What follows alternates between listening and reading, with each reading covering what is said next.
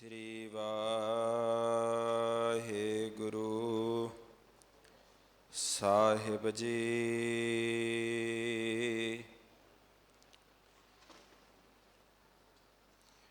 ਸੂਰਾ ਸੋ ਪਹਿਚਾਨੀਐ, ਜੋ ਲਰੈ ਦੀਨ ਕੇ ਹੇਤ। ਪੁਰਜਾ ਪੁਰਜਾ ਕਟ ਮਰੈ, ਕਬਹੂ ਨਾ ਛਾਡੈ ਖੇਤ।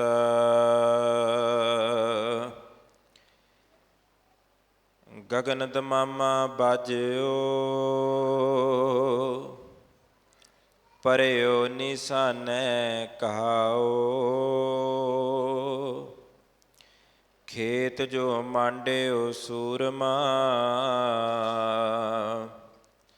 ਅਬ ਜੂਝਨ ਕੋ ਦਾਓ। ਮਰਨ ਮਨੁਸਾਂ ਸੂਰਿਆਂ ਹੱਕ ਹੈ, ਜੇ ਹੋਏ ਮਰਨ ਪਰਵਾਣੋ। ਸੂਰੇ ਸੇ ਆਗੇ ਆਖੀਐ ਹੈ, ਦਰਗਹ ਪਾਵਹਿ ਸਾਚੀ ਮਾਣੋ। ਆਇਆ ਤਾ ਕਾ ਸਫਲ ਹੈ, ਪਰਉਪਕਾਰੀ ਹੋਏ।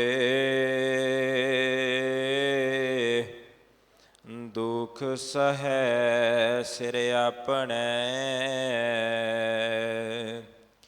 ਸੁਖਦਾਈ ਸਭ ਕੋਏ।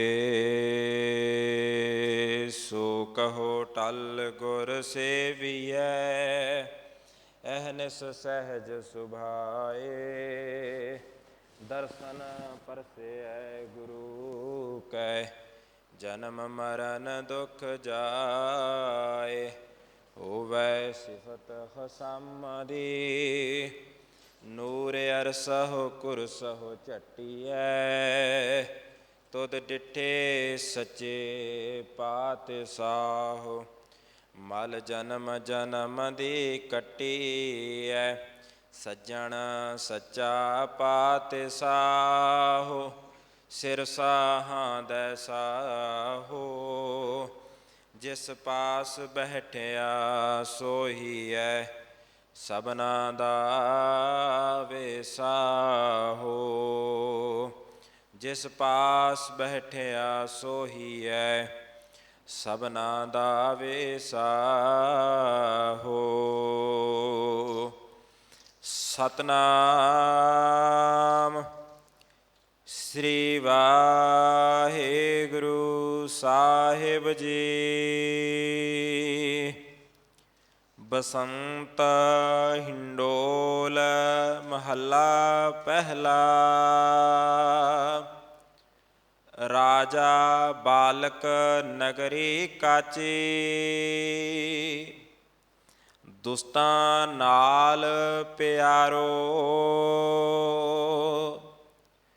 ਦੋਏ ਮਾਈ ਦੋਏ ਬਾਪਾ ਪੜ੍ਹੀਐ ਹੈ, ਪੰਡਿਤ ਕਰਹੁ ਵਿਚਾਰੋ। ਰਾਜਾ ਬਾਲਕ ਨਗਰੀ ਕਾਚੀ, ਦੁਸਤਾਂ ਨਾਲ ਪਿਆਰੋ। ਦੋਏ ਮਾਈ ਦੋਏ ਬਾਪਾ ਪੜ੍ਹੀਐ ਹੈ, ਪੰਡਿਤ ਕਰਹੁ ਵਿਚਾਰੋ। ਸੁਆਮੀ ਪੰਡਿਤਾ ਤੁਮ ਦੇਹੁ ਮਤੀ, ਕਿਨ ਬਿਧ ਪਾਵਹੁ ਪ੍ਰਾਨਪਤੀ। ਰਹਾਉ ਭੀਤਰ ਅਗਨ ਬਨਾਸਪਤ ਮੌਲੀ, ਸਾਗਰ ਪੰਡੈ ਪਾਇਆ। ਚੰਦ ਸੂਰਜ ਦੋਏ ਘਰ ਹੀ ਭੀਤਰ, ਐਸਾ ਗਿਆਨ ਨਾ ਪਾਇਆ। ਰਾਮ ਰਵੰਤਾ ਜਾਣੀਐ, ਇਕ ਮਾਈ ਭੋਗ ਕਰੇ। ਤਾ ਕੇ ਲਖਣ ਜਾਣੀਐ ਹੈ। ਖਿਮਾ ਧਨ ਸੰਗ੍ਰੇਹ ਕਹਿਆ ਸੁਣਹਿ ਨਾ ਖਾਇਆ ਮਨ ਹੈ।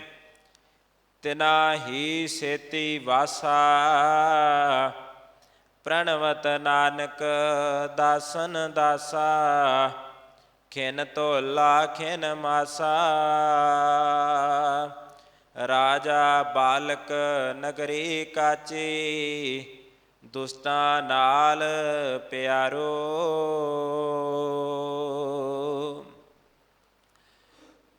ਜੁਗੋ ਜੁਗ ਅਟਲ ਸਤਿਗੁਰੂ। ਪਤਿਤ ਪਾਵਨ ਭਗਤ ਵਛਲ ਦੀਨਾ ਬੰਧੂ ਗਰੀਬ ਨਿਵਾਜ। ਧੰਨ ਧੰਨ ਧੰਨ ਸ੍ਰੀ ਗੁਰੂ ਗ੍ਰੰਥ ਸਾਹਿਬ ਸੱਚੇ ਪਾਤਸ਼ਾਹ ਜੀ ਦੀ ਪਾਵਨ ਪਵਿੱਤਰ ਹਜ਼ੂਰੀ ਅੰਦਰ ਸੁਭਾਏਮਾਨ ਸਤਿਗੁਰੂ ਜੀ ਦੀ ਸਾਜੀ ਨਿਵਾਜੀ ਪਰਮ ਬਖਸ਼ਿਸ਼ ਪ੍ਰਾਪਤ ਗੁਰੂ ਰੂਪ ਗੁਰੂ ਖਾਲਸਾ ਸੰਗਤ ਜੀ। ਦੋ ਹੱਥ ਜੋੜ ਕੇ ਬੁਲਾਈ ਫਤਿਹ ਸਭ ਸੰਗਤ ਨੇ ਪ੍ਰਵਾਨ ਕਰਨੀ ਜੀ। ਵਾਹਿਗੁਰੂ ਜੀ ਕਾ ਖਾਲਸਾ ਵਾਹਿਗੁਰੂ ਜੀ ਕੀ ਫਤਿਹ। ਕਲਗੀਧਰ ਗਰੀਬ ਨਿਵਾਜ ਸੱਚੇ ਪਾਤਸ਼ਾਹ ਧੰਨ ਸ੍ਰੀ ਗੁਰੂ ਗੋਬਿੰਦ ਸਿੰਘ ਸਾਹਿਬ ਮਹਾਰਾਜ ਜੀ ਦੇ ਪਾਵਨ ਪਵਿੱਤਰ ਮਹਾਨ ਸ਼ਹੀਦੀ ਅਸਥਾਨ ਗੁਰਦੁਆਰਾ ਸ੍ਰੀ ਟੁੱਟੀ ਗੰਢੀ ਸਾਹਿਬ ਦਰਬਾਰ ਸਾਹਿਬ ਸ੍ਰੀ ਮੁਕਤਸਰ ਸਾਹਿਬ ਜੀ ਦੀ ਪਾਵਨ ਧਰਤੀ 'ਤੇ ਸ਼ਹੀਦਾਂ ਦੀ ਇਸ ਪਾਵਨ ਧਰਤੀ ਦੇ ਉੱਤੇ ਸਤਿਗੁਰੂ ਜੀ ਦੀ ਦਇਆ ਦ੍ਰਿਸ਼ਟੀ ਦਾ ਸਦਕਾ ਅੰਮ੍ਰਿਤ ਵੇਲੇ ਦਾ ਸੋਹਣਾ ਸੁੰਦਰ ਰਮਣੀਕ ਦੀਵਾਨ ਸਜਿਆ। ਸਜੇ ਹੋਏ ਦੀਵਾਨ ਅੰਦਰ ਜਿੱਥੇ ਸਾਧ ਸੰਗਤ ਜੀ ਸਤਿਗੁਰੂ ਦੇ ਪਾਵਨ ਸਥਾਨ ਦੀ ਮਰਿਆਦਾ ਅਨੁਸਾਰ ਗੁਰਬਾਣੀ ਦੀ ਲੜੀਵਾਰ ਕਥਾ ਵਿਚਾਰ ਦਾ ਸੁਭਾਗ ਸਮਾਂ ਹੋਇਆ ਹੈ,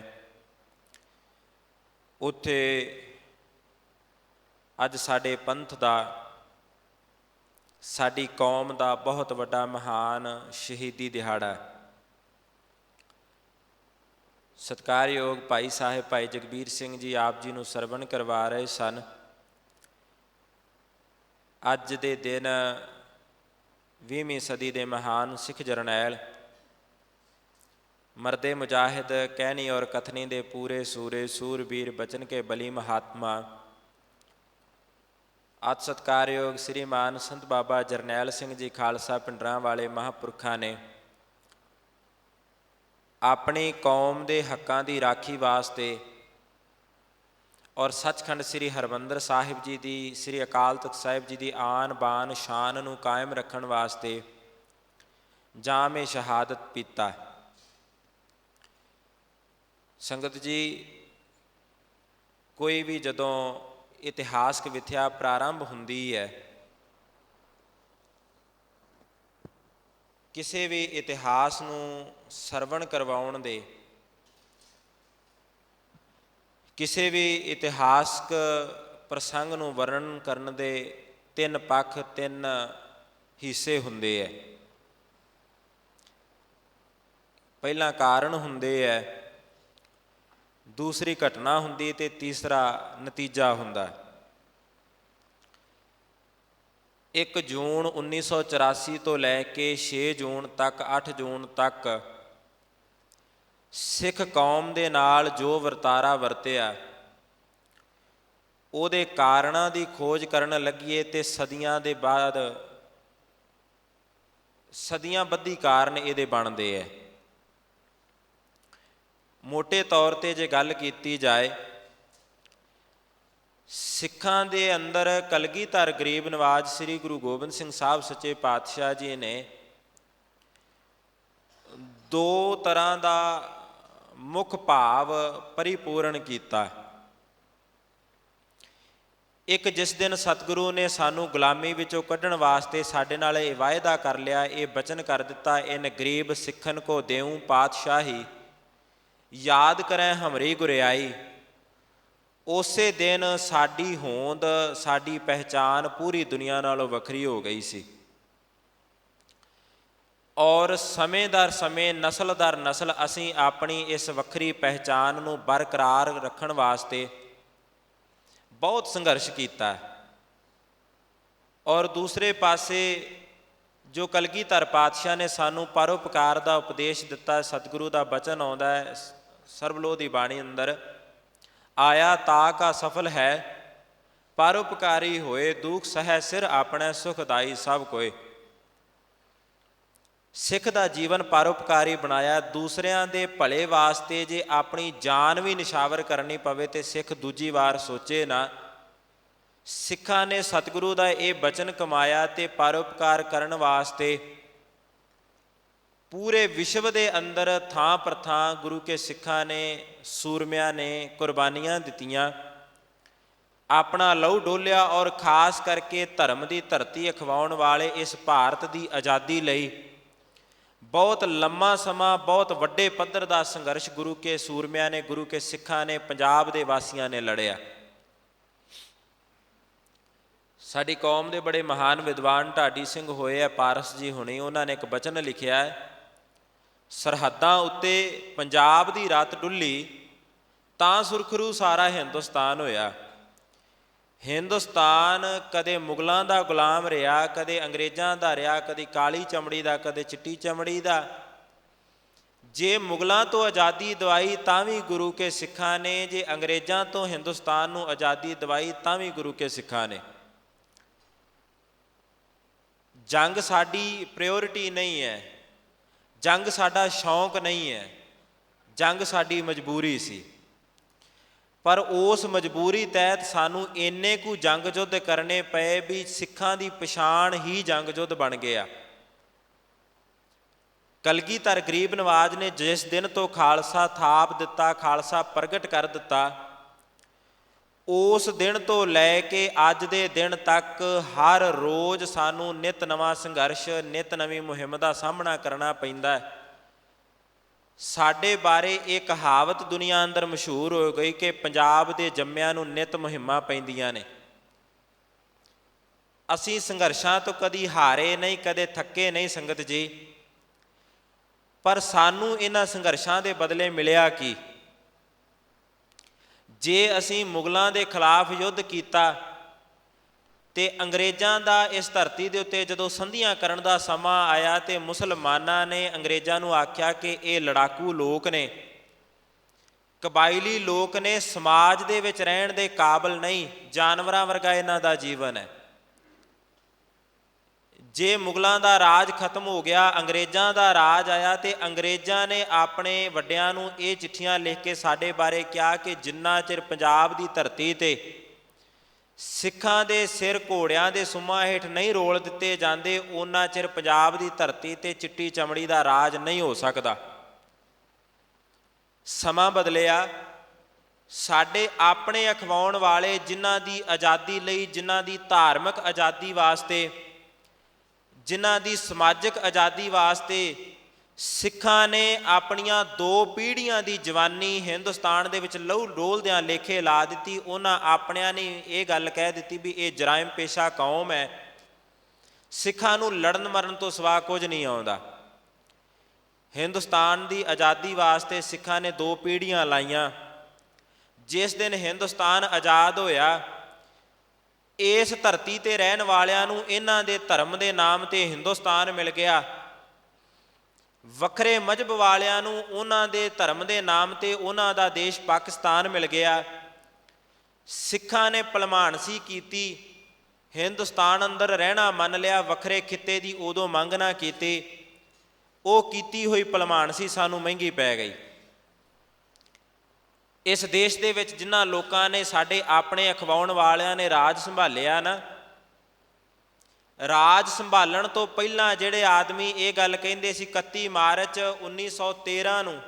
1931 ਨੂੰ ਦਿੱਲੀ ਦੇ ਗੁਰਦੁਆਰਾ ਸੀਸਗੰਜ ਸਾਹਿਬ ਵਿਖੇ ਆਜ਼ਾਦੀ ਘੁਲਾਟੀਏ ਅਖਵਾਉਣ ਵਾਲੇ ਸਾਰੇ ਇਕੱਠੇ ਹੁੰਦੇ ਹੈ ਤੇ ਸਿੱਖਾਂ ਦੇ ਸੰਘਰਸ਼ ਨੂੰ ਵੇਖ ਕੇ ਉੱਥੋਂ ਇਸ ਗੱਲ ਦਾ ਐਲਾਨ ਕੀਤਾ ਜਾਂਦਾ ਕਿ ਜਿਸ ਦਿਨ ਭਾਰਤ ਆਜ਼ਾਦ ਹੋ ਜਾਏਗਾ, ਉਸ ਦਿਨ ਸਿੱਖਾਂ ਨੂੰ ਇਹਨਾਂ ਦੀਆਂ ਕੁਰਬਾਨੀਆਂ ਦੇ ਇਨਾਮ ਦੇ ਤੌਰ 'ਤੇ ਇਹਨਾਂ ਦਾ ਹੱਕ ਸਮਝ ਕੇ ਇੱਕ ਵੱਖਰਾ ਖਿੱਤਾ ਦਿੱਤਾ ਜਾਏਗਾ, ਜਿਸ ਖਿੱਤੇ ਦੇ ਅੰਦਰ ਸਿੱਖ ਆਪਣੀ ਪੂਰਨ ਆਜ਼ਾਦੀ ਦਾ ਆਨੰਦ ਮਾਣਨਗੇ। ਸਵਾਲ ਕਰਨ ਵਾਲਿਆਂ ਨੇ ਉੱਥੇ ਸਵਾਲ ਕਰ ਦਿੱਤਾ ਕਿ ਜੇ ਉਹ ਖਿੱਤਾ ਸਾਨੂੰ ਨਹੀਂ ਮਿਲਦਾ, ਫਿਰ ਸ੍ਰੀ ਗੁਰੂ ਗ੍ਰੰਥ ਸਾਹਿਬ ਦੀ ਹਜ਼ੂਰੀ ਵਿੱਚ ਖਲੋਤੀ ਦੇਸ਼ ਦੀ ਲੀਡਰਸ਼ਿਪ ਨੇ ਇਹ ਵਾਅਦਾ ਕੀਤਾ ਕਿ ਜੇ ਸਿੱਖਾਂ ਨੂੰ ਸਿੱਖਾਂ ਦੇ ਹੱਕ ਨਹੀਂ ਮਿਲਦੇ, ਫਿਰ ਜੇ ਹਥਿਆਰਬੰਦ ਸੰਘਰਸ਼ ਕੀਤਾ ਜਾਏ ਤੇ ਉਹ ਇਹਨਾਂ ਦਾ ਬਿਲਕੁਲ ਸੱਚਾ ਸੁੱਚਾ ਫੈਸਲਾ ਹੋਏਗਾ।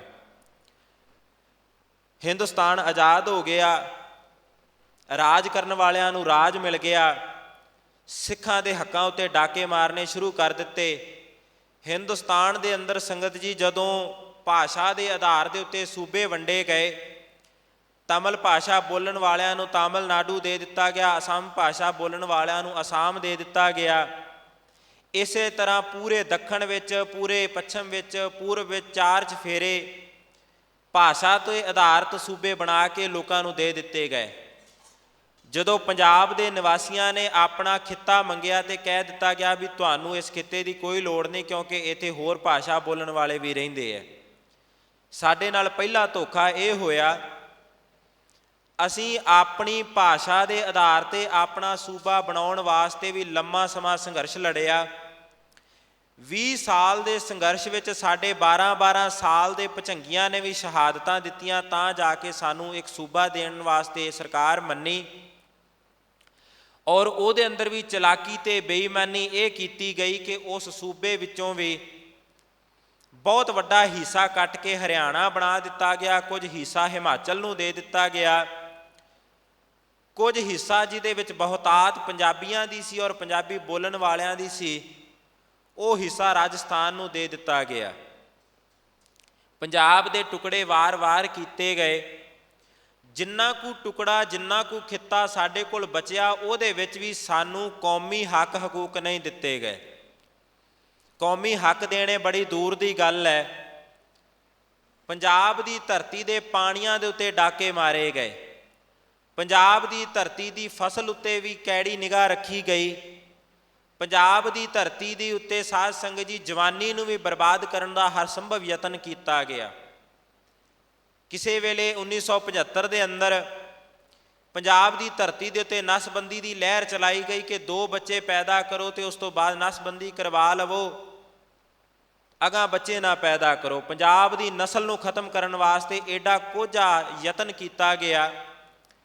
ਉਹਨਾਂ ਸਮਿਆਂ ਦੇ ਅੰਦਰ ਦਮਦਮੀ ਟਕਸਾਲ ਦੇ 13ਵੇਂ ਮੁਖੀ ਸੱਚਖੰਡ ਵਾਸੀ ਸੰਤ ਬਾਬਾ ਕਰਤਾਰ ਸਿੰਘ ਜੀ ਖਾਲਸਾ ਭਿੰਡਰਾਂ ਵਾਲੇ ਮਹਾਂਪੁਰਖਾਂ ਨੇ ਪੰਜਾਬ ਦੀ ਧਰਤੀ ਦੇ ਲੋਕਾਂ ਨੂੰ ਜਾਗਰੂਕ ਕੀਤਾ, ਸਿੱਖੋ 3-3 ਹਜ਼ਾਰ ਰੁਪਈਆ ਦੇ ਕੇ ਤੁਹਾਡੀ ਨਸਲ ਖਤਮ ਕਰਨ ਵਾਸਤੇ ਇਹ ਯਤਨ ਕੀਤੇ ਜਾ ਰਹੇ ਆ, ਸੁਚੇਤ ਹੋਵੋ।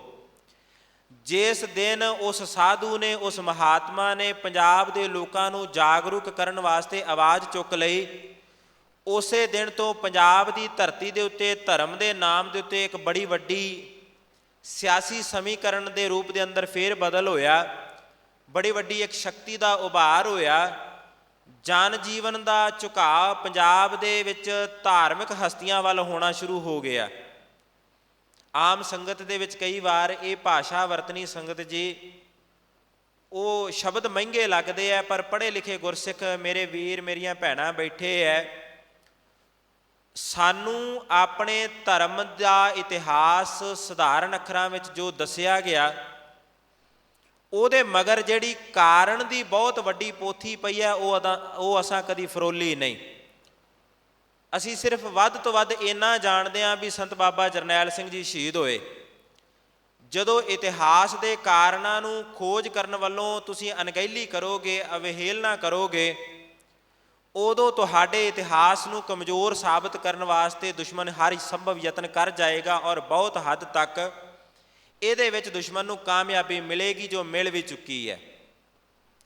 ਕਾਰਨਾਂ ਨੂੰ ਸਮਝੋ। ਪੰਜਾਬ ਦੀ ਧਰਤੀ ਦੇ ਹੱਕਾਂ ਉੱਤੇ ਔਰ ਸਿੱਖ ਕੌਮ ਦੇ ਹੱਕਾਂ ਉੱਤੇ ਵਾਰ-ਵਾਰ ਡਾਕੇ ਮਾਰੇ ਗਏ, ਵਾਰ-ਵਾਰ ਇਸ ਕੌਮ ਨੂੰ ਗੁਲਾਮੀ ਦਾ ਅਹਿਸਾਸ ਕਰਵਾਇਆ ਗਿਆ, ਵਾਰ-ਵਾਰ ਸਾਨੂੰ ਨੀਵਾਂ ਵਿਖਾਉਣ ਦਾ ਹਰ ਯਤਨ ਕੀਤਾ ਗਿਆ। ਸਿੱਖਾਂ ਨੂੰ ਇਸ ਦੇਸ਼ ਦੇ ਅੰਦਰ ਪੰਜਾਬ ਦੀ ਧਰਤੀ ਉੱਤੇ ਤੇ ਪੰਜਾਬ ਤੋਂ ਬਾਹਰ ਵਸਦੇ ਸਿੱਖਾਂ ਨੂੰ ਜਦੋਂ ਵੀ ਮੌਕਾ ਮਿਲਿਆ ਦੂਜੇ ਜਾਂ ਤੀਜੇ ਦਰਜੇ ਦੇ ਸ਼ਹਿਰੀ ਕਰਕੇ ਵਿਖਾਇਆ ਗਿਆ, ਕਦੀ ਬਰਾਬਰ ਦਾ ਸ਼ਹਿਰੀਪੁਣਾ ਸਾਨੂੰ ਨਹੀਂ ਨਸੀਬ ਹੋਇਆ। ਇਹ ਰੋਹ ਆਮ ਜਨ ਜੀਵਨ ਦੇ ਅੰਦਰ ਇਕੱਤਰ ਹੁੰਦਾ ਰਿਹਾ। ਲਹਿਰ ਸਾਧ ਸੰਗਤ ਜੀ ਉਦੋਂ ਵੱਡੀ ਛੱਲ ਦੇ ਵਿੱਚ, ਸੁਨਾਮੀ ਵਿੱਚ ਬਦਲਦੀ ਹੈ ਜਦੋਂ ਉਹਨੂੰ ਹਵਾ ਦਾ ਵੇਗ ਪ੍ਰਾਪਤ ਹੋ ਜਾਏ। ਕੌਮਾਂ ਦੇ ਹਿਰਦਿਆਂ ਦੇ ਵਿੱਚ ਪਲਣ ਵਾਲਾ ਰੋਹ ਉਦੋਂ ਬਗਾਵਤ ਬਣ ਜਾਂਦਾ ਜਦੋਂ ਕੋਈ ਚੰਗਾ ਆਗੂ ਮਿਲ ਜਾਏ। ਕੌਮ ਦੇ ਭਾਗ ਜਾਗੇ।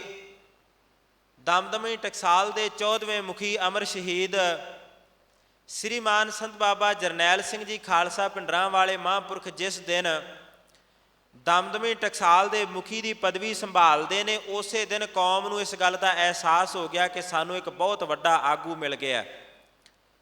ਜਿਸ ਦਿਨ ਮਹਾਂਪੁਰਖਾਂ ਦੀ ਦਸਤਾਰਬੰਦੀ ਹੋਈ, ਸਾਰੇ ਪੰਜਾਬ ਦੀ ਲੀਡਰਸ਼ਿਪ ਦਮਦਮੀ ਟਕਸਾਲ ਦੇ ਹੈੱਡਕੁਆਟਰ ਗੁਰਦੁਆਰਾ ਗੁਰਦਰਸ਼ਨ ਪ੍ਰਕਾਸ਼ ਮਹਿਤੇ ਚੌਂਕ ਇਕੱਠੀ ਹੋਈ। ਪੰਜਾਬ ਦੇ ਉਸ ਵੇਲੇ ਦੇ ਮੁੱਖ ਮੰਤਰੀ ਪ੍ਰਕਾਸ਼ ਸਿੰਘ ਬਾਦਲ ਨੇ ਇਹ ਐਲਾਨ ਕੀਤਾ, ਕਹਿਣ ਲੱਗਾ ਵੀ ਦਮਦਮੀ ਟਕਸਾਲ ਨਾਲ ਸ਼੍ਰੋਮਣੀ ਅਕਾਲੀ ਦਲ ਦਾ ਅਲਾਇੰਸ ਬਹੁਤ ਪੁਰਾਣਾ ਹੈ। ਸੰਤ ਬਾਬਾ ਕਰਤਾਰ ਸਿੰਘ ਜੀ ਨਾਲ ਸਾਡੇ ਬਹੁਤ ਵੱਡੇ ਪ੍ਰੇਮ ਸੰਬੰਧ ਰਹੇ ਹੈ ਅਤੇ ਮੈਂ ਮੁੱਖ ਮੰਤਰੀ ਹੋਣ ਨਾਤੇ ਇਹ ਐਲਾਨ ਕਰਦਾ ਵੀ ਟਕਸਾਲ ਨੂੰ ਜੋ ਵੀ ਚਾਹੀਦਾ ਟਕਸਾਲ ਮੰਗੇ, ਉਹ ਮੈਂ ਅੱਜ ਦੀ ਅੱਜ ਇੱਥੇ ਪੂਰਤੀ ਕਰਨ ਦਾ ਐਲਾਨ ਕਰਕੇ ਜਾਵਾਂਗਾ। ਸੰਤ ਬਾਬਾ ਜਰਨੈਲ ਸਿੰਘ ਜੀ ਮਹਾਂਪੁਰਖਾਂ ਨੇ ਮਾਈਕ ਫੜਿਆ, ਮੈਕ ਵਿੱਚ ਇਹ ਬਚਨ ਕੀਤਾ, ਕਹਿਣ ਲੱਗੇ ਇੱਥੇ ਪੰਜਾਬ ਦੇ ਮੁੱਖ ਮੰਤਰੀ ਨੇ ਇਹ ਗੱਲ ਕਹੀ ਹੈ ਵੀ ਟਕਸਾਲ ਜੋ ਚਾਹੁੰਦੀ ਮੰਗ ਲਵੇ ਦੇਵਾਂਗੇ। ਉਹਦੀ ਭਾਵਨਾ ਦਾ ਸਤਿਕਾਰ ਹੈ, ਪਰ ਇਹ ਕੌਮ, ਇਹ ਸਿੱਖ ਕੌਮ ਮੰਗਤਿਆਂ ਦੀ ਕੌਮ ਨਹੀਂ ਹੈ।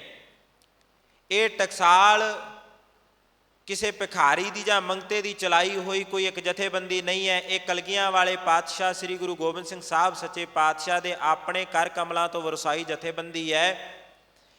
ਮੈਂ ਇਹ ਗੱਲ ਦਾ ਐਲਾਨ ਕਰਦਾ ਟਕਸਾਲ ਦਾ ਮੁਖੀ ਹੋਣ ਨਾਤੇ ਕਿ ਪੰਜਾਬ ਨੂੰ ਜੋ ਚਾਹੀਦਾ ਹੈ ਉਹਦੇ ਵਾਸਤੇ ਜੋ ਸੰਘਰਸ਼ ਟਕਸਾਲ ਨੂੰ ਕਰਨਾ ਪਿਆ ਟਕਸਾਲ ਕਰੇਗੀ। ਪੰਜਾਬ ਦੇ ਹੱਕ ਟਕਸਾਲ ਲੈ ਕੇ ਦੇਵੇਗੀ। ਇਹ ਕੌਮ ਆਪਣੇ ਹੱਕ ਲੈਣੇ ਜਾਣਦੀ ਹੈ ਔਰ ਉਸ ਮਹਾਂਪੁਰਖ ਦੇ ਮੁਖ ਦੇ ਕੀਤੇ ਹੋਏ ਬਚਨ ਫਲੀਭੂਤ ਹੋਏ।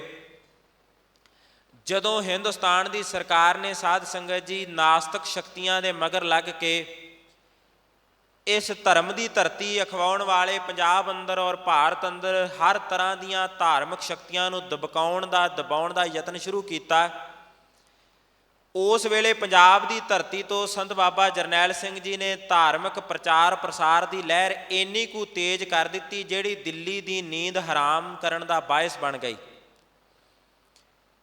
ਔਰ ਇਹ ਗੱਲ ਸਿਰਫ ਪੰਜਾਬ ਦਾ ਤੇ ਦਿੱਲੀ ਦਾ ਮਸਲਾ ਨਹੀਂ ਰਿਹਾ। ਦਿੱਲੀ ਦੀ ਭਾਵਨਾ, ਦਿੱਲੀ ਦੇ ਤਖਤ ਦਾ ਜਿਹੜਾ ਮਨਸੂਬਾ ਹੈ ਉਹ ਕਦੇ ਵੀ ਪੰਜਾਬ ਦਾ ਹਿਤਕਾਰੀ ਨਹੀਂ ਰਿਹਾ। ਕਿਸੇ ਸ਼ਾਇਰ ਨੇ ਬਚਨ ਕਿਹਾ ਸੀ ਕਿ ਦਿੱਲੀ ਕੀ ਹਵਾ ਕੁਛ ਔਰ ਕਹਿਤੀ ਹੈ, ਜ਼ੁਬਾਨ ਕੁਛ ਔਰ ਕਹਿਤੀ ਹੈ ਔਰ ਆਂਖ ਕੁਛ ਔਰ ਕਹਿਤੀ ਹੈ। ਦਿੱਲੀ ਦੀ ਇਹ ਨੀਤੀ ਸਦਾ ਰਹੀ ਹੈ ਵੀ ਜ਼ੁਬਾਨੋਂ ਕੁਝ ਹੋਰ ਕਹਿਣਾ ਅਤੇ ਸੋਚ ਕੁਝ ਹੋਰ ਰੱਖਣੀ। ਪੰਜਾਬ ਦੀ ਧਰਤੀ ਨੂੰ ਹਿਤਕਾਰੀ ਸਾਬਤ ਕਰਨ ਵਾਸਤੇ ਨਾ ਦਿੱਲੀ ਨੇ ਯਤਨ ਤਾਂ ਬਹੁਤ ਕੀਤੇ, ਪਰ ਜਦੋਂ ਆਗੂ ਯੋਗ ਸੀ ਤੇ ਸੰਤ ਬਾਬਾ ਜਰਨੈਲ ਸਿੰਘ ਜੀ ਦੀ ਕਿਸੇ ਦਲੀਲ ਦੇ ਸਾਹਮਣੇ ਦਿੱਲੀ ਦਾ ਕੋਈ ਪਖੰਡ ਜਿਹੜਾ ਹੈ ਨਾ ਉਹ ਪ੍ਰਭਾਵੀ ਨਾ ਸਿੱਧ ਹੋ ਸਕਿਆ। ਮਹਾਂਪੁਰਖਾਂ ਦਾ ਪ੍ਰਭਾਵ ਦਿਨ ਬ ਦਿਨ ਇੰਨਾ ਵੱਧਦਾ ਗਿਆ। ਲੋਕ ਆਪਣੇ ਹੱਕਾਂ ਪ੍ਰਤੀ, ਸਮਾਜਿਕ ਹੱਕਾਂ ਪ੍ਰਤੀ, ਲੋਕ ਆਪਣੇ ਧਾਰਮਿਕ ਹੱਕਾਂ ਪ੍ਰਤੀ ਇੰਨੇ ਕੁ ਸੁਚੇਤ ਹੋ ਗਏ ਔਰ ਇਸ ਗੱਲ ਨੂੰ ਭਲੀ ਭਾਂਤ ਸਮਝ ਗਏ ਕਿ ਇਸ ਧਰਤੀ 'ਤੇ ਜੇ ਆਪਣਾ ਹੱਕ ਲੈਣਾ ਹੈ ਤੇ ਹਥਿਆਰਬੰਦ ਹੋਣਾ ਪਏਗਾ, ਤਾਕਤ ਲੈਣੀ ਪਏਗੀ, ਰਾਜ ਦੀ ਇੱਛਕ ਹੋਣਾ ਪਏਗਾ। ਕਉ ਕਿਸੀ ਕੋ ਰਾਜ ਨਾ ਦਹਿ ਹੈ, ਜੋ ਲੈ ਹੈ ਨਿਜ ਬਲ ਸੇ ਲੈ ਹੈ। ਰਾਜ ਵੀ ਜੇ ਲੈਣਾ ਹੈ, ਜੇ ਤਾਕਤ ਲੈਣੀ ਹੈ ਤੇ ਤਾਕਤ ਆਪਣੀ ਆਪ ਪੈਦਾ ਕਰਨੀ ਪੈਂਦੀ ਹਥਿਆਰ ਦੇ ਬਲ ਨਾਲ। ਪੂਰੀ ਦੁਨੀਆ ਦਾ ਇਤਿਹਾਸ ਫਰੋਲ ਕੇ ਵੇਖ ਲਵੋ, ਦੁਨੀਆ ਵਿੱਚ ਜਿੰਨੇ ਵੱਡੇ ਸ਼ਾਸਨ ਹੋਏ ਹੈ, ਜਿੰਨੇ ਵੱਡੇ ਰਾਜ ਹੋਏ ਹੈ, ਉਹ ਹਥਿਆਰ ਦੇ ਸਿਰ 'ਤੇ ਲਏ ਗਏ। ਸ਼ਸਤਰ ਦੇ ਸਿਰ 'ਤੇ ਹੀ ਰਾਜ ਕਾਇਮ ਰਹਿੰਦਾ ਔਰ ਸ਼ਸਤਰ ਦੀ ਜਦੋਂ ਕਮਜ਼ੋਰੀ ਆ ਜਾਂਦੀ ਉਦੋਂ ਰਾਜ ਖਤਮ ਹੁੰਦੇ ਹੈ। ਜਿਹੜੀਆਂ ਕੌਮਾਂ ਹਥਿਆਰਬੰਦ ਰਹਿੰਦੀਆਂ ਨੇ, ਸ਼ਸਤਰਧਾਰੀ ਰਹਿੰਦੀਆਂ ਨੇ, ਉਹਨਾਂ ਦੇ ਰਾਜ ਤੇਜ ਸਦਾ ਬਣੇ ਰਹਿੰਦੇ ਹੈ। ਇਸ ਕੌਮ ਦੇ ਖਾਨੇ ਅੰਦਰ ਮਹਾਂਪੁਰਖਾਂ ਨੇ ਇਹ ਗੱਲ ਪਾ ਦਿੱਤੀ ਕਿ ਜੇ ਆਪਣਾ ਧਰਮ ਬਚਾਉਣਾ ਹੈ ਤੇ ਤੁਹਾਨੂੰ ਆਪਣਾ ਰਾਜ ਲੈਣਾ ਪਵੇਗਾ, ਕਿਉਂਕਿ ਰਾਜ ਬਿਨਾ ਨਹਿ ਧਰਮ ਚਲੈ ਹੈ, ਧਰਮ ਬਿਨਾ ਸਭ ਦਲੈ ਮਲੈ ਹੈ। ਧਰਮ ਦੀ ਰੱਖਿਆ ਰਾਜ ਨੇ ਕਰਨੀ ਹੈ, ਸੱਚ ਦੀ ਰੱਖਿਆ ਸੱਤਾ ਨੇ ਕਰਨੀ ਹੁੰਦੀ ਹੈ। ਜਦੋਂ ਸੱਤਾਧਾਰੀ ਲੋਕ ਭ੍ਰਸ਼ਟ ਹੋ ਜਾਣ, ਜਦੋਂ ਸੱਤਾਧਾਰੀ ਲੋਕ ਸੱਚ ਦੇ ਵੈਰੀ ਬਣ ਜਾਣ, ਫਿਰ ਸੱਚ ਦੀ ਪ੍ਰੇਰਨਾ ਦੇ ਅੰਦਰ ਚੱਲਣ ਵਾਲਿਆਂ ਨੂੰ, ਸੱਚ ਦੀ ਅਗਵਾਈ ਅੰਦਰ ਚੱਲਣ ਵਾਲਿਆਂ ਨੂੰ ਵੀ ਸ਼ਸਤਰ ਚੁੱਕਣੇ ਪੈਂਦੇ ਹੈ। ਗੁਰੂ ਗਰੀਬ ਨਿਵਾਜ ਸ੍ਰੀ ਗੁਰੂ ਅਰਜਨ ਦੇਵ ਸਾਹਿਬ ਜੀ ਨੇ ਬੜੀ ਸ਼ਾਂਤੀ ਨਾਲ ਸ਼ਹਾਦਤ ਦਿੱਤੀ ਹੈ, ਪਰ ਜਦੋਂ ਸਤਿਗੁਰੂ ਨੇ ਸ਼ਹਾਦਤ ਦੇ ਦਿੱਤੀ, ਜ਼ਾਲਮਾਂ ਨੇ ਸਤਿਗੁਰੂ ਨੂੰ ਸ਼ਹੀਦ ਕਰ ਦਿੱਤਾ, ਉਸੇ ਦਿਨ ਸ੍ਰੀ ਗੁਰੂ ਹਰਗੋਬਿੰਦ ਸਾਹਿਬ ਨੇ ਇਹ ਬਚਨ ਕਰ ਦਿੱਤਾ ਸੀ ਵੀ ਹੁਣ ਸ਼ਸਤਰਧਾਰੀ ਹੋਣ ਦਾ ਸਮਾਂ ਆ ਗਿਆ, ਕਿਉਂਕਿ ਸੱਤਾ ਸੱਚ ਦੀ ਵੈਰੀ ਹੋ ਗਈ ਹੈ। ਅਤੇ ਸੱਚ ਨੂੰ ਬਚਾਉਣ ਵਾਸਤੇ, ਹੱਕ ਨੂੰ ਬਚਾਉਣ ਵਾਸਤੇ ਫਿਰ ਕੁਰਬਾਨੀ ਦੇਣੀ ਪੈਂਦੀ ਹੈ, ਸ਼ਸਤਰਧਾਰੀ ਹੋਣਾ ਪੈਂਦਾ। ਮਹਾਂਪੁਰਖਾਂ ਦਾ ਸਮਝਾਇਆ ਹੋਇਆ ਬਚਨ ਸਾਡੀ ਕੌਮ ਦੇ, ਇਸ ਪੰਜਾਬ ਦੇ ਖਿੱਤੇ ਦੇ ਲੋਕਾਂ ਦੇ ਦਿਲੋਂ ਦਿਮਾਗ ਅੰਦਰ ਬਹਿ ਗਿਆ। ਕੌਮੀ ਰਾਜ ਦਾ ਸੰਘਰਸ਼ ਸ਼ੁਰੂ ਹੋਇਆ। ਇਸ ਸੰਘਰਸ਼ ਨੂੰ ਦਬਕਾਉਣ ਵਾਸਤੇ ਬੜਾ ਲੰਮਾ ਸਮਾਂ ਤਿਆਰੀ ਕੀਤੀ ਗਈ। ਜੇ ਅਸੀਂ ਇੰਨੀ ਕੁ ਗੱਲ ਸੋਚਦੇ ਹਾਂ ਨਾ ਵੀ 1 ਜੂਨ ਨੂੰ ਫੌਜ ਪੰਜਾਬ ਦੀ ਧਰਤੀ 'ਤੇ ਆਈ, ਨਹੀਂ, ਜਨਵਰੀ ਮਹੀਨੇ ਤੋਂ ਲੈ ਕੇ 1983 ਦੇ ਦਸੰਬਰ ਵਿੱਚ ਨਕਸ਼ੇ ਬਣਦੇ ਨੇ। ਇਹ ਮੇਰਾ ਆਪਣਾ ਬਿਆਨ ਨਹੀਂ ਹੈ। ਜਿਹੜੇ ਫੌਜ ਦੇ ਮੁਖੀਆਂ ਨੇ, ਮੁਖੀ ਅਫਸਰਾਂ ਨੇ ਫੌਜ ਨੂੰ ਥਾਂ ਪਰ ਥਾਂ ਲਿਜਾ ਕੇ ਟ੍ਰੇਨਿੰਗ ਕਰਵਾਈ, ਉਹਨਾਂ ਦੀਆਂ ਲਿਖਤਾਂ ਅੰਦਰ ਇਸ ਗੱਲ ਦਾ ਜ਼ਿਕਰ ਹੈ। 1983 ਦੇ ਦਸੰਬਰ ਅੰਦਰ ਨਕਸ਼ੇ ਤਿਆਰ ਹੁੰਦੇ ਨੇ। 84 ਦੀ ਜਨਵਰੀ ਦੇ ਵਿੱਚ ਹਿਮਾਚਲ ਪ੍ਰਦੇਸ਼ ਦੇ ਇਲਾਕੇ ਅੰਦਰ ਚਕਰਾਤਾ ਦੀਆਂ ਪਹਾੜੀਆਂ ਦੇ ਵਿੱਚ ਸੱਚਖੰਡ ਸ੍ਰੀ ਹਰਿਮੰਦਰ ਸਾਹਿਬ ਦਾ ਬਹੁਤ ਵਿਸਤ੍ਰਿਤ ਮਾਡਲ ਤਿਆਰ ਕੀਤਾ ਜਾਂਦਾ ਹੈ। ਉਸ ਮਾਡਲ ਦੇ ਅੰਦਰ ਫੌਜ ਨੂੰ ਹਰ ਤਰ੍ਹਾਂ ਦੀ ਉੱਥੇ ਟ੍ਰੇਨਿੰਗ ਕਰਵਾਈ ਜਾਂਦੀ ਵੀ ਸੱਚਖੰਡ ਸ੍ਰੀ ਹਰਿਮੰਦਰ ਸਾਹਿਬ ਕੰਪਲੈਕਸ ਦੇ ਅੰਦਰ ਕਿਸ ਤਰ੍ਹਾਂ ਜਾਣਾ ਹੈ, ਕਿਸ ਤਰ੍ਹਾਂ ਉੱਥੇ ਜਾ ਕੇ ਕਿਵੇਂ ਕਿਵੇਂ ਫੌਜੀ ਕਾਰਵਾਈ ਕਰਨੀ ਹੈ। ਪਹਿਲੀ ਟ੍ਰੇਨਿੰਗ ਚਕਰਾਤਾ ਵਿੱਚ ਹੋਈ। ਦੂਸਰੀ ਵੱਡੀ ਟ੍ਰੇਨਿੰਗ ਇਹਨਾਂ ਦੀ ਹੈਦਰਾਬਾਦ ਦੀ ਧਰਤੀ ਦੇ ਉੱਤੇ ਲਿਜਾ ਕੇ ਪੂਰੇ ਦਾ ਪੂਰਾ ਸੱਚਖੰਡ ਸ੍ਰੀ ਹਰਿਮੰਦਰ ਸਾਹਿਬ ਦਾ ਮਾਡਲ ਨੀਹਾਂ ਭਰ ਕੇ ਬਣਾ ਕੇ, ਪੂਰੀ ਲੰਬਾਈ ਚੌੜਾਈ ਦੀ ਸਹੀ ਮਿਣਤੀ ਰੱਖ ਕੇ, ਪੌੜੀਆਂ ਦੀਆਂ ਗਿਣਤੀਆਂ ਤੱਕ ਕਰਵਾ ਕੇ ਕਿ ਇਸ ਜਗ੍ਹਾ 'ਤੇ ਇੰਨੀਆਂ ਪੌੜੀਆਂ ਨੇ, ਇੰਨੇ ਮਿੰਟਾਂ ਵਿੱਚ ਇੰਨੀਆਂ ਪੌੜੀਆਂ ਉਤਰਨੀਆਂ ਨੇ, ਸੱਜੇ ਪਾਸੇ ਇੰਨੇ ਕਮਰੇ ਨੇ, ਖੱਬੇ ਪਾਸੇ ਇੰਨੇ ਕਮਰੇ ਨੇ। ਇੰਨੀ ਡਿਟੇਲ ਦੇ ਨਾਲ ਫੌਜ ਦੀ ਹੈਦਰਾਬਾਦ ਅੰਦਰ ਤਿਆਰੀ ਕਰਵਾਈ ਗਈ। 5 ਮਹੀਨੇ ਫੌਜ ਨੂੰ ਹੈਦਰਾਬਾਦ ਦੀ ਧਰਤੀ ਦੇ ਉੱਤੇ ਫੌਜੀ ਟੁਕੜੀਆਂ ਨੂੰ ਟ੍ਰੇਨਡ ਕੀਤਾ ਗਿਆ। ਫਿਰ ਸਾਧ ਸੰਗਤ ਜੀ ਜੂਨ ਦੇ ਮਹੀਨੇ ਨੂੰ ਖਾਸ ਕਰਕੇ ਚੁਣਿਆ ਗਿਆ। ਸਤਿਕਾਰਯੋਗ ਗਿਆਨੀ ਜਗਬੀਰ ਸਿੰਘ ਜੀ ਨੇ, ਆਪ ਜੀ ਨੇ ਬਚਨ ਦੱਸਿਆ ਕਿ ਕੌਮ ਨੂੰ ਨੀਵਾਂ ਵਿਖਾਉਣ ਵਾਸਤੇ ਖਾਸ ਕਰਕੇ ਸ੍ਰੀ ਗੁਰੂ ਅਰਜਨ ਦੇਵ ਸਾਹਿਬ ਸੱਚੇ ਪਾਤਸ਼ਾਹ ਜੀ ਦੀ ਸ਼ਹੀਦੀ ਦਿਹਾੜੇ ਵਾਲੇ ਦਿਨ ਚੁਣੇ ਗਏ, ਔਰ ਸਾਡੀ ਕੌਮ ਨੂੰ ਗੁਲਾਮੀ ਦਾ ਅਹਿਸਾਸ ਕਰਾਉਣ ਵਾਸਤੇ ਇੰਨੇ ਵੱਡੇ ਪੱਧਰ ਦੇ ਉੱਤੇ ਇਹ ਤਿਆਰੀ ਕੀਤੀ ਗਈ ਕਿ ਪੂਰੇ ਹਿੰਦੁਸਤਾਨ ਦੇ ਵਿੱਚੋਂ ਸਭ ਤੋਂ ਵੱਡਾ ਹਿੱਸਾ ਫੌਜ ਦਾ ਪੰਜਾਬ ਵੱਲ ਕੂਚ ਕਰਵਾ ਦਿੱਤਾ ਗਿਆ। 29 ਤੇ 30 ਤਰੀਕ ਦੀ ਰਾਤ ਨੂੰ 6 ਲੱਖ ਫੌਜ ਪੰਜਾਬ ਦੀ ਧਰਤੀ 'ਤੇ ਭੇਜੀ ਜਾਂਦੀ ਹੈ। 6 ਲੱਖ ਦੇ ਵਿੱਚੋਂ 3 ਲੱਖ ਫੌਜ ਨੂੰ ਪੂਰੇ ਪੰਜਾਬ ਦੇ ਅੰਦਰ ਖਿਲਾਰ ਦਿੱਤਾ ਗਿਆ ਕਰਫਿਊ ਲਾਗੂ ਕਰਨ ਵਾਸਤੇ। 3 ਲੱਖ ਦੀ ਗਿਣਤੀ ਦੇ ਅੰਦਰ ਫੌਜ ਸਿਰਫ ਸ੍ਰੀ ਅੰਮ੍ਰਿਤਸਰ ਸਾਹਿਬ ਨੂੰ ਘੇਰਾ ਪਾਉਣ ਵਾਸਤੇ ਭੇਜੀ ਗਈ, ਜਿਹਦੇ ਵਿੱਚੋਂ 1.5 ਲੱਖ ਫੌਜ ਨੇ ਸ਼ਹਿਰ ਨੂੰ ਦੂਰੋਂ ਘੇਰਾ ਪਾਇਆ। 4 ਚੌਂਕੀਆਂ ਵੱਡੀਆਂ ਬਣਾਈਆਂ, ਇੱਕ ਚੱਬੇ ਬਣੀ, ਇੱਕ ਸੁਲਤਾਨਵਿੰਡ ਬਣਾਈ ਗਈ, ਇੱਕ ਮਹਿਤੇ ਚੌਂਕ ਵਾਲੀ ਸੜਕ ਦੇ ਉੱਤੇ ਜਿੱਧਰੋਂ ਦਮਦਮੀ ਟਕਸਾਲ ਦੇ ਅਖੰਡ ਕੀਰਤਨੀ ਜਥੇ ਦੇ ਸਿੰਘਾਂ ਦਾ ਬਹੁਤਾ ਆਉਣ ਜਾਣ ਸੀ, ਉਸ ਵੱਡੀ ਸੜਕ ਨੂੰ ਸੀਲ ਕੀਤਾ ਗਿਆ। ਔਰ ਚੌਥੀ ਬਾਰਡਰ ਵਾਲੇ ਪਾਸੇ ਭਿੱਖੀਵਿੰਡ ਵਾਲੇ ਇਲਾਕੇ ਦੇ ਅੰਦਰ ਵੱਡੀ ਫੌਜ ਦੀ ਚੌਂਕੀ ਬਣਾ ਕੇ 1.5 ਲੱਖ ਫੌਜ ਨੇ ਸ੍ਰੀ ਅੰਮ੍ਰਿਤਸਰ ਸਾਹਿਬ ਜੀ ਨੂੰ ਘੇਰਾ ਪਾਇਆ। ਬਾਕੀ ਦੀ 1.5 ਲੱਖ ਫੌਜ ਸ਼ਹਿਰ ਦੇ ਅੰਦਰ ਵਾੜ ਕੇ ਕਰਫਿਊ ਲਾ ਕੇ ਸੱਚਖੰਡ ਸ੍ਰੀ ਹਰਿਮੰਦਰ ਸਾਹਿਬ ਕੰਪਲੈਕਸ ਨੂੰ ਘੇਰਾ ਪਾਇਆ ਜਾਂਦਾ। 1 ਜੂਨ ਦੀ ਸ਼ਾਮ ਤੋਂ ਗੋਲੀਬਾਰੀ ਸ਼ੁਰੂ ਹੋ ਜਾਂਦੀ ਹੈ।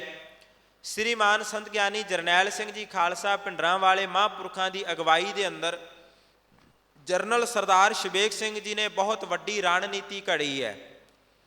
ਜਨਰਲ ਸਰਦਾਰ ਸ਼ਬੇਗ ਸਿੰਘ ਜੀ ਉਹ ਜਰਨਲ ਹੈ ਜਿਨ੍ਹੇ ਆਪਣੀ ਰਣਨੀਤੀ ਦੇ ਨਾਲ ਕਿਸੇ ਵੇਲੇ ਪਾਕਿਸਤਾਨ ਦੀਆਂ ਵੀ ਗੋਡਣੀਆਂ ਲਵਾਈਆਂ 65 ਦੀ ਜੰਗ ਅੰਦਰ। ਔਰ ਬੰਗਲਾਦੇਸ਼ ਦੇ 90,000 ਫੌਜੀ ਦੇ ਹਥਿਆਰ ਇਕੱਠਿਆਂ ਸੁਟਵਾ ਦਿੱਤੇ ਸੀ। ਉਹ ਐਸੀ ਰਣਨੀਤੀ ਦਾ ਮਾਲਕ ਸੀ। ਜਨਰਲ ਸਰਦਾਰ ਸ਼ਬੇਗ ਸਿੰਘ ਜੀ ਨੇ ਰਣਨੀਤੀ ਤਿਆਰ ਕੀਤੀ ਔਰ ਮੈਂ ਬਹੁਤ ਵਿਸਥਾਰ ਅੰਦਰ ਇਸ ਗੱਲ ਦੀ ਵਿਆਖਿਆ ਨਾ ਕਰਾਂ, ਸਮੇਂ ਨੂੰ ਧਿਆਨ ਵਿੱਚ ਰੱਖਣਾ। ਜਿਸ ਵੇਲੇ ਪੰਜਾਬ ਦੀ ਧਰਤੀ ਦੇ ਉੱਤੇ 4 ਜਰਨੈਲ ਹਿੰਦੁਸਤਾਨ ਵੱਲੋਂ ਭੇਜੇ ਗਏ ਆ ਕੇ ਹਾਲਾਤ ਵੇਖਦੇ ਨੇ, ਜਰਨਲ ਸੁੰਦਰ ਜੀ, ਜਰਨਲ ਦਿਆਲ ਔਰ ਇੱਕ ਵੈਦਿਆ ਅਤੇ ਚੌਥਾ ਬਰਾੜ, ਇਹ ਚਾਰੇ ਜਰਨੈਲ ਫੌਜ ਦੀ ਅਗਵਾਈ ਕਰਨ ਵਾਸਤੇ ਆਉਂਦੇ ਹੈ। ਸੱਚਖੰਡ ਸ੍ਰੀ ਹਰਿਮੰਦਰ ਸਾਹਿਬ ਤੋਂ ਤਕਰੀਬਨ 10 ਕਿਲੋਮੀਟਰ ਦੂਰ ਇਹ ਆਪਣਾ ਦਫ਼ਤਰ ਤਿਆਰ ਕਰਦੇ ਹੈ। ਉੱਥੇ ਸਾਰੀ ਰਣਨੀਤੀ ਉਲੀਕੀ ਜਾਂਦੀ ਹੈ। ਇਹਨਾਂ ਨੇ ਸਭ ਤੋਂ ਪਹਿਲੀ ਨੀਤੀ ਇਹ ਬਣਾਈ, ਆਪਣਾ ਮੰਤਵ ਇਹ ਸਿਰਜਿਆ ਕਿ ਅਸੀਂ ਰਾਤ ਦੇ ਸਮੇਂ ਹਮਲਾ ਕਰਾਂਗੇ। ਰਾਤ ਨੂੰ 10 ਤੋਂ 11 ਦੇ ਵਿੱਚ ਹਮਲਾ ਕੀਤਾ ਜਾਏਗਾ। ਸਵੇਰੇ 4 ਵਜੇ ਤੱਕ ਸਾਰਾ ਇਹ ਸਾਡਾ ਜਿਹੜਾ ਆਪਰੇਸ਼ਨ ਹੈ ਬਲੂ ਸਟਾਰ ਆਪਰੇਸ਼ਨ, ਇਹਨੂੰ ਕੰਪਲੀਟ ਕਰਕੇ ਸੰਤ ਬਾਬਾ ਜਰਨੈਲ ਸਿੰਘ ਹੁਣਾਂ ਨੂੰ ਜਿਉਂਦਿਆਂ ਨੂੰ ਫੜ ਕੇ ਉਹਨਾਂ ਨੂੰ ਕੈਦ ਕਰਕੇ ਹੈਲੀਕਾਪਟਰ ਰਾਹੀਂ ਤੜਕੇ 5 ਵਜੇ ਤੋਂ ਪਹਿਲਾਂ ਦਿੱਲੀ ਭੇਜ ਦਿਆਂਗੇ ਅਤੇ ਸਵੇਰੇ 5 ਵਜੇ ਨੂੰ ਸੱਚਖੰਡ ਸ੍ਰੀ ਹਰਿਮੰਦਰ ਸਾਹਿਬ ਦੁਬਾਰਾ ਕੀਰਤਨ ਆਰੰਭ ਕਰਾ ਦਿੱਤਾ ਜਾਏਗਾ। ਇਹ ਉਹਨਾਂ ਦੀ ਨੀਤੀ ਜਿਹੜੀ ਉਹਨਾਂ ਨੇ ਆਪ ਦੱਸੀ ਹੈ। ਹੁੰਦਾ ਕੀ ਹੈ, ਜਦੋਂ ਇਹਨਾਂ ਨੇ ਸਭ ਤੋਂ ਪਹਿਲੀ ਨੀਤੀ ਬਣਾਈ ਕਿ ਸੱਚਖੰਡ ਸ੍ਰੀ ਹਰਿਮੰਦਰ ਸਾਹਿਬ ਕੰਪਲੈਕਸ ਪਰਿਕਰਮਾ ਨੂੰ ਆਪਣੇ ਪੂਰੇ ਕਬਜ਼ੇ ਦੇ ਵਿੱਚ ਲਿਆ ਜਾਏ, ਇਸ ਵਾਸਤੇ ਕੋਈ 3 ਤੋਂ 4 ਹਜ਼ਾਰ ਫੌਜੀ ਜਿਹੜਾ ਆ ਉਹ ਇਹਨਾਂ ਦੇ ਮੁਤਾਬਕ ਬਹੁਤ ਸੀ। 2200 ਫੌਜ ਦੀ ਟੁਕੜੀ, ਫੌਜੀਆਂ ਦੀ ਟੁਕੜੀ ਇਹਨਾਂ ਨੇ ਤਿਆਰ ਕੀਤੀ, ਜਿਨ੍ਹਾਂ ਨੂੰ ਆਰਡਰ ਕੀਤਾ ਕਿ ਤੁਸੀਂ ਲੰਗਰ ਹਾਲ ਦੇ ਲਾਗਿਓਂ ਪੌੜੀਆਂ ਉਤਰਦਿਆਂ ਸਾਰ ਕੂਹਣੀਆਂ ਭਾਰ ਹੋ ਕੇ ਰੇਂਗਣਾ ਸ਼ੁਰੂ ਕਰ ਦੇਣਾ ਅਤੇ ਦੋਵੇਂ ਪਾਸੇ ਬਰਾਂਡੇ ਵਿੱਚ ਫੈਲ ਜਾਣਾ। ਫੌਜ ਦੀ ਇੱਕ ਬੜੀ ਵੱਡੀ ਨੀਤੀ ਹੁੰਦੀ ਹੈ ਜਿਹਨੂੰ ਕਵਰ ਫਾਇਰ ਕਹਿੰਦੇ ਹੈ। ਜਦੋਂ ਦੁਸ਼ਮਣ ਦਾ ਧਿਆਨ ਭਟਕਾਉਣਾ ਹੋਵੇ ਤੇ ਅਲੱਗ-ਅਲੱਗ ਥਾਵਾਂ ਤੋਂ ਬੇਵਜ੍ਹਾ ਬਿਨਾਂ ਕਿਸੇ ਨਿਸ਼ਾਨੇ ਤੋਂ, ਬਿਨਾਂ ਕਿਸੇ ਮੋਰਚੇ ਤੋਂ ਗੋਲੀ ਚਲਾਈ ਜਾਣੀ, ਤਾਂ ਕਿ ਦੁਸ਼ਮਣ ਦਾ ਧਿਆਨ ਗੋਲੀ ਨੂੰ ਰੋਕਣ ਵਿੱਚ ਤੇ ਗੋਲੀ ਵਾਲੇ ਜਗ੍ਹਾ ਜਿਹੜੇ ਨਿਸ਼ਾਨ ਆ ਉਹ ਲੱਭਣ ਵਿੱਚ ਲੱਗ ਜਾਏ ਤੇ ਮੁੱਖ ਕਾਰਵਾਈ ਜਿਹੜੀ ਉਹਦੇ ਤੋਂ ਧਿਆਨ ਹਟਾਇਆ ਜਾ ਸਕੇ। 1700 ਬੰਦਾ ਇਹਨਾਂ ਨੇ ਕਵਰ ਫਾਇਰ ਵਾਸਤੇ ਤਿਆਰ ਕੀਤਾ। ਰਾਤ ਦੇ 10:30 ਵਜੇ 2 ਜੂਨ ਨੂੰ 2200 ਫੌਜੀ ਜਿਹੜਾ ਆ ਉਹ ਸੱਚਖੰਡ ਸ੍ਰੀ ਹਰਿਮੰਦਰ ਸਾਹਿਬ ਦੀ ਪਰਿਕਰਮਾ ਵਿੱਚ ਉਤਾਰਿਆ। ਉਹ ਫੌਜੀ ਹਥਿਆਰਾਂ ਨਾਲ ਲੈਸ ਹੋ ਕੇ ਕੂਹਣੀਆਂ ਭਾਰ ਰੇਂਗਦੇ ਹੋਏ ਪਰਿਕਰਮਾ ਦੇ ਵਿੱਚ ਫੈਲਣੇ ਸ਼ੁਰੂ ਹੋਏ। 1700 ਬੰਦੇ ਨੇ ਕਵਰ ਫਾਇਰ ਦੇਣਾ ਸ਼ੁਰੂ ਕੀਤਾ। ਇਹਨਾਂ ਦੀ ਨੀਤੀ ਸਾਧ ਸੰਗਤ ਜੀ ਉਹ ਮਿੱਟੀ 'ਚ ਮਿਲਣੀ ਸ਼ੁਰੂ ਹੋਈ ਜਦੋਂ ਸਾਰਾ 2200 ਬੰਦਾ ਕੂਹਣੀਆਂ ਭਾਰ ਹੋ ਕੇ ਪਰਿਕਰਮਾ ਦੇ ਵਿੱਚ ਪੂਰੀ ਤਰ੍ਹਾਂ ਨਾਲ ਬਰਾਂਡੇ ਵਿੱਚ ਵਿਛ ਗਿਆ। ਉਦੋਂ ਅਚਾਨਕ ਗੋਲੀ ਚੱਲਣੀ ਸ਼ੁਰੂ ਹੋਈ ਅਤੇ ਕਹਿੰਦੇ ਪਤਾ ਨਹੀਂ ਸੀ ਲੱਗਦਾ ਗੋਲੀ ਕਿੱਥੋਂ ਆਉਂਦੀ ਹੈ। 3 ਇੰਚ 3.5 ਇੰਚ ਲੰਮੀ ਗੋਲੀ ਵੱਖੀ ਵਿੱਚੋਂ ਵੜਦੀ ਸੀ ਅਤੇ ਦੂਜੀ ਵੱਖੀ ਲੰਘ ਜਾਂਦੀ ਸੀ। ਫੌਜੀ ਦਾ ਸਰੀਰ 4 ਇੰਚ ਹਵਾ ਵਿੱਚ ਉੱਚਾ ਉੱਠਦਾ ਸੀ ਅਤੇ ਧਰਤੀ 'ਤੇ ਡਿੱਗ ਕੇ ਖਤਮ ਹੋ ਜਾਂਦਾ ਸੀ। 5 ਤੋਂ 7 ਮਿੰਟਾਂ ਦੇ ਅੰਦਰ 2200 ਬੰਦੇ ਦੇ ਵਿੱਚੋਂ ਇਹਨਾਂ ਕੋਲ ਕੁੱਲ 600 ਫੌਜੀ ਰਹਿ ਗਿਆ। ਆਖੋ ਸਤਨਾਮ ਸ੍ਰੀ ਵਾਹਿਗੁਰੂ। ਚੇਤਨਾ ਸਹਿਤ ਹੋ ਕੇ ਆਖੋ ਸਤਨਾਮ ਸ੍ਰੀ ਵਾਹਿਗੁਰੂ। 600 ਫੌਜੀ ਜਦੋਂ ਰਹਿ ਗਿਆ, ਝਟਪਟ ਇਹਨਾਂ ਨੇ ਉਸੇ ਵੇਲੇ ਰੈੱਡ ਅਲਰਟ ਜਾਰੀ ਕੀਤਾ। ਰੈੱਡ ਅਲਾਰਮ ਦਾ ਮਤਲਬ ਹੁੰਦਾ ਵੀ ਆਪੋ ਆਪਣੀ ਜਾਨ ਬਚਾ ਕੇ ਭੱਜ ਜਾਓ, ਕਿਸੇ ਦੀ ਕੋਈ ਜ਼ਿੰਮੇਵਾਰੀ ਨਹੀਂ। ਉਹ ਜਿਹੜੇ 600 ਦੀ ਜਾਨ ਬਚੀ ਉਹਨਾਂ ਨੇ ਹੱਥ ਖੜੇ ਕਰਕੇ ਬਾਹਰ ਵੱਲ ਭੱਜਣਾ ਸ਼ੁਰੂ ਕਰ ਦਿੱਤਾ ਅਤੇ ਮਹਾਂਪੁਰਖਾਂ ਦੇ ਜਿਹੜੀ ਬਣਾਈ ਹੋਈ ਨੀਤੀ ਸੀ ਉਹ ਪੂਰੀ ਤਰ੍ਹਾਂ ਨਾਲ ਧਰਮ ਦੀ ਨੀਤੀ ਸੀ। ਸ੍ਰੀ ਗੁਰੂ ਹਰਗੋਬਿੰਦ ਸਾਹਿਬ ਨੇ ਜਿਹੜੀ ਨੀਤੀ ਬਖਸ਼ੀ ਨਾ, ਜ਼ਖਮੀ ਉੱਤੇ ਵਾਰ ਨਹੀਂ ਕਰਨਾ, ਬੀਬੀ ਉੱਤੇ, ਬੱਚੇ ਉੱਤੇ, ਬਜ਼ੁਰਗ ਉੱਤੇ, ਭੱਜੇ ਜਾਂਦੇ ਉੱਤੇ ਵਾਰ ਨਹੀਂ ਕਰਨਾ, ਇਸ ਨੀਤੀ ਤਹਿਤ ਮਹਾਂਪੁਰਖਾਂ ਨੇ ਆਪਣਾ ਸਾਰੇ ਸਿੰਘਾਂ ਨੂੰ ਟ੍ਰੇਨਡ ਕੀਤਾ ਸੀ। ਜਦੋਂ ਫੌਜੀ ਬਾਹਰ ਵੱਲ ਭੱਜ ਪਏ ਤੇ ਸਿੰਘਾਂ ਨੇ ਗੋਲੀਬਾਰੀ ਬੰਦ ਕਰ ਦਿੱਤੀ। ਜਦੋਂ ਲਾਸ਼ਾਂ ਖਿੱਲਰ ਗਈਆਂ, ਫੌਜ ਨੇ ਸਪੀਕਰ ਵਿੱਚ ਬੇਨਤੀ ਕੀਤੀ ਵੀ ਹੁਣ ਗੋਲੀ ਨਾ ਚਲਾਈ ਜਾਏ, ਸਾਨੂੰ ਲਾਸ਼ਾਂ ਚੁੱਕਣ ਦਿਓ। ਅਤੇ ਮਹਾਂਪੁਰਖਾਂ ਨੇ ਵਾਇਰਲੈਸ ਦੇ ਉੱਤੇ ਸਿੰਘਾਂ ਨੂੰ ਹੁਕਮ ਕੀਤਾ ਕਿ ਉਹਨਾਂ ਨੇ ਬੇਨਤੀ ਕੀਤੀ ਹੈ ਵੀ ਲਾਸ਼ਾਂ ਚੁੱਕਣ ਦਿਓ ਅਤੇ ਉਹਨਾਂ ਨੂੰ ਇੱਕ ਵਾਰ ਲਾਸ਼ਾਂ ਚੁੱਕ ਲੈਣ ਦਿਓ। ਵਾਰ-ਵਾਰ 2 ਜੂਨ ਤੋਂ ਲੈ ਕੇ 6 ਜੂਨ 7 ਜੂਨ ਤੱਕ ਹਰ ਸੰਭਵ ਯਤਨ, ਹਰ ਕੋਸ਼ਿਸ਼, ਹਰ ਤਕਨੀਕ ਫੌਜ ਨੇ ਵਰਤ ਕੇ ਵੇਖੀ। ਕੋਈ ਵੀ ਕੋਸ਼ਿਸ਼, ਕੋਈ ਵੀ ਯਤਨ ਉਹਨਾਂ ਦਾ ਸਤਿਗੁਰੂ ਸੱਚੇ ਪਾਤਸ਼ਾਹ ਜੀ ਦੀ ਕਿਰਪਾ ਨਾਲ, ਸਤਿਗੁਰੂ ਦੀ ਕਲਾ ਨਾਲ ਸਤਿਗੁਰੂ ਸੱਚੇ ਪਾਤਸ਼ਾਹ ਜੀ ਦੇ ਦਰ ਘਰ ਦਾ ਆਸਰਾ ਲੈ ਕੇ ਧਰਮ ਯੁੱਧ ਲੜਨ ਵਾਲੇ ਸੂਰਮਿਆਂ ਸਾਹਮਣੇ ਕਾਮਯਾਬ ਨਾ ਹੋ ਸਕੇ। ਆਖਰ ਖਿੱਝ ਕੇ ਇਹਨਾਂ ਨੇ ਸਾਧ ਸੰਗਤ ਜੀ 5 ਜੂਨ ਨੂੰ ਸੱਚਖੰਡ ਸ੍ਰੀ ਹਰਿਮੰਦਰ ਸਾਹਿਬ ਜੀ ਦੀ ਪਰਿਕਰਮਾ ਦੇ ਅੰਦਰ ਕੰਧਾਂ ਤੋੜ ਕੇ ਟੈਂਕ ਵਾੜਨੇ ਸ਼ੁਰੂ ਕੀਤੇ। ਪਹਿਲਾ ਟੈਂਕ ਜਦੋਂ ਲੈ ਕੇ ਅਮਰ ਸ਼ਹੀਦ ਬਾਬਾ ਦੀਪ ਸਿੰਘ ਸਾਹਿਬ ਜੀ ਵਾਲੇ ਸਥਾਨ 'ਤੇ ਅੱਪੜੇ, ਉੱਥੇ ਇਹ ਟੈਂਕ ਜਿਹੜਾ ਥੱਲੇ ਧੱਸ ਗਿਆ। ਬੜਾ ਜ਼ੋਰ ਲਾਇਆ ਪਰ ਉਸ ਤੋਂ ਅਗਾਂਹ ਟੈਂਕ ਨਾ ਲਿਜਾ ਸਕੇ। ਇਹ ਧੰਨ ਬਾਬਾ ਦੀਪ ਸਿੰਘ ਸਾਹਿਬ ਜੀ ਦੀ ਸ਼ਹੀਦੀ ਪਹਿਰੇ ਦਾ ਉੱਥੇ ਸਭ ਤੋਂ ਵੱਡਾ ਸਬੂਤ ਹੈ। ਬਾਬਾ ਜੀ ਨੇ ਐਸਾ ਮੋਢਾ ਲਾਇਆ ਵੀ ਟੈਂਕ ਉਸ ਤੋਂ ਅੱਗੇ ਨਾ ਜਾ ਸਕਿਆ। ਇੱਥੋਂ ਹੀ ਇਹਨਾਂ ਨੇ ਫਿਰ ਨਿਸ਼ਾਨਾ ਸਾਧ ਕੇ ਸਾਧ ਸੰਗਤ ਜੀ ਸੱਚਖੰਡ ਸ੍ਰੀ ਹਰਿਮੰਦਰ ਸਾਹਿਬ ਜੀ ਵੱਲ ਗੋਲਾਬਾਰੀ ਕੀਤੀ। ਸ੍ਰੀ ਅਕਾਲ ਤਖਤ ਸਾਹਿਬ ਜੀ ਦੇ ਉੱਤੇ ਗੋਲਾਬਾਰੀ ਕਰਕੇ ਸ੍ਰੀ ਅਕਾਲ ਤਖਤ ਸਾਹਿਬ ਜੀ ਦੇ ਗੁੰਬਦਾਂ ਨੂੰ, ਮੀਨਾਰਾਂ ਨੂੰ ਢਹਿ ਢੇਰੀ ਕੀਤਾ ਗਿਆ।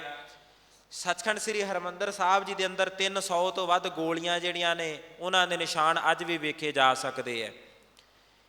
ਆਪਣੀ ਕਿਹੜ ਕੱਢਣ ਵਾਸਤੇ, ਨਫ਼ਰਤ ਕੱਢਣ ਵਾਸਤੇ ਜਿੰਨੀ ਸੰਗਤ ਪਰਿਕਰਮਾ ਵਿੱਚ ਸੀ ਸਾਰੀ ਸੰਗਤ ਨੂੰ ਭੁੱਖਿਆਂ ਤੇ ਪਿਆਸਿਆਂ ਰੱਖ ਕੇ ਜੂਨ ਦੇ ਮਹੀਨੇ ਅੰਦਰ ਸਾਧ ਸੰਗਤ ਜੀ ਤਪਦੀ ਫਰਸ਼ ਦੇ ਉੱਤੇ ਲਗਾਤਾਰ ਬਿਠਾਇਆ ਗਿਆ। ਇੱਕ ਪਾਸੇ ਸੱਚਖੰਡ ਸਾਹਿਬ ਦੇ ਅੰਦਰਲੇ ਪਾਸੇ ਜਿੰਨੀ ਸੰਗਤ ਸੀ ਉਹਦੇ ਉੱਤੇ ਜ਼ੁਲਮ ਕੀਤਾ ਗਿਆ। ਜੇ ਕੋਈ ਪਾਣੀ ਮੰਗਦਾ ਪਿਆਸਾ ਤੇ ਉਹਨੂੰ ਬੰਦੂਕਾਂ ਦੇ ਬੱਟ ਮਾਰ ਮਾਰ ਕੇ ਜ਼ਖਮੀ ਕਰ ਦਿੱਤਾ ਜਾਂਦਾ ਤੇ ਧਰਤੀ 'ਤੇ ਸੁੱਟ ਕੇ ਉਹਦੇ ਉੱਤੇ ਥੁੱਕਿਆ ਗਿਆ। ਔਰ ਉੱਚੀ ਉੱਚੀ ਗਾਲਾਂ ਕੱਢ ਕੇ ਇਹ ਗੱਲ ਕਹੀ ਜਾਂਦੀ ਵੀ ਹੁਣ ਮੰਗੋ ਰਾਜ, ਤੁਹਾਨੂੰ ਰਾਜ ਦੇਈਏ।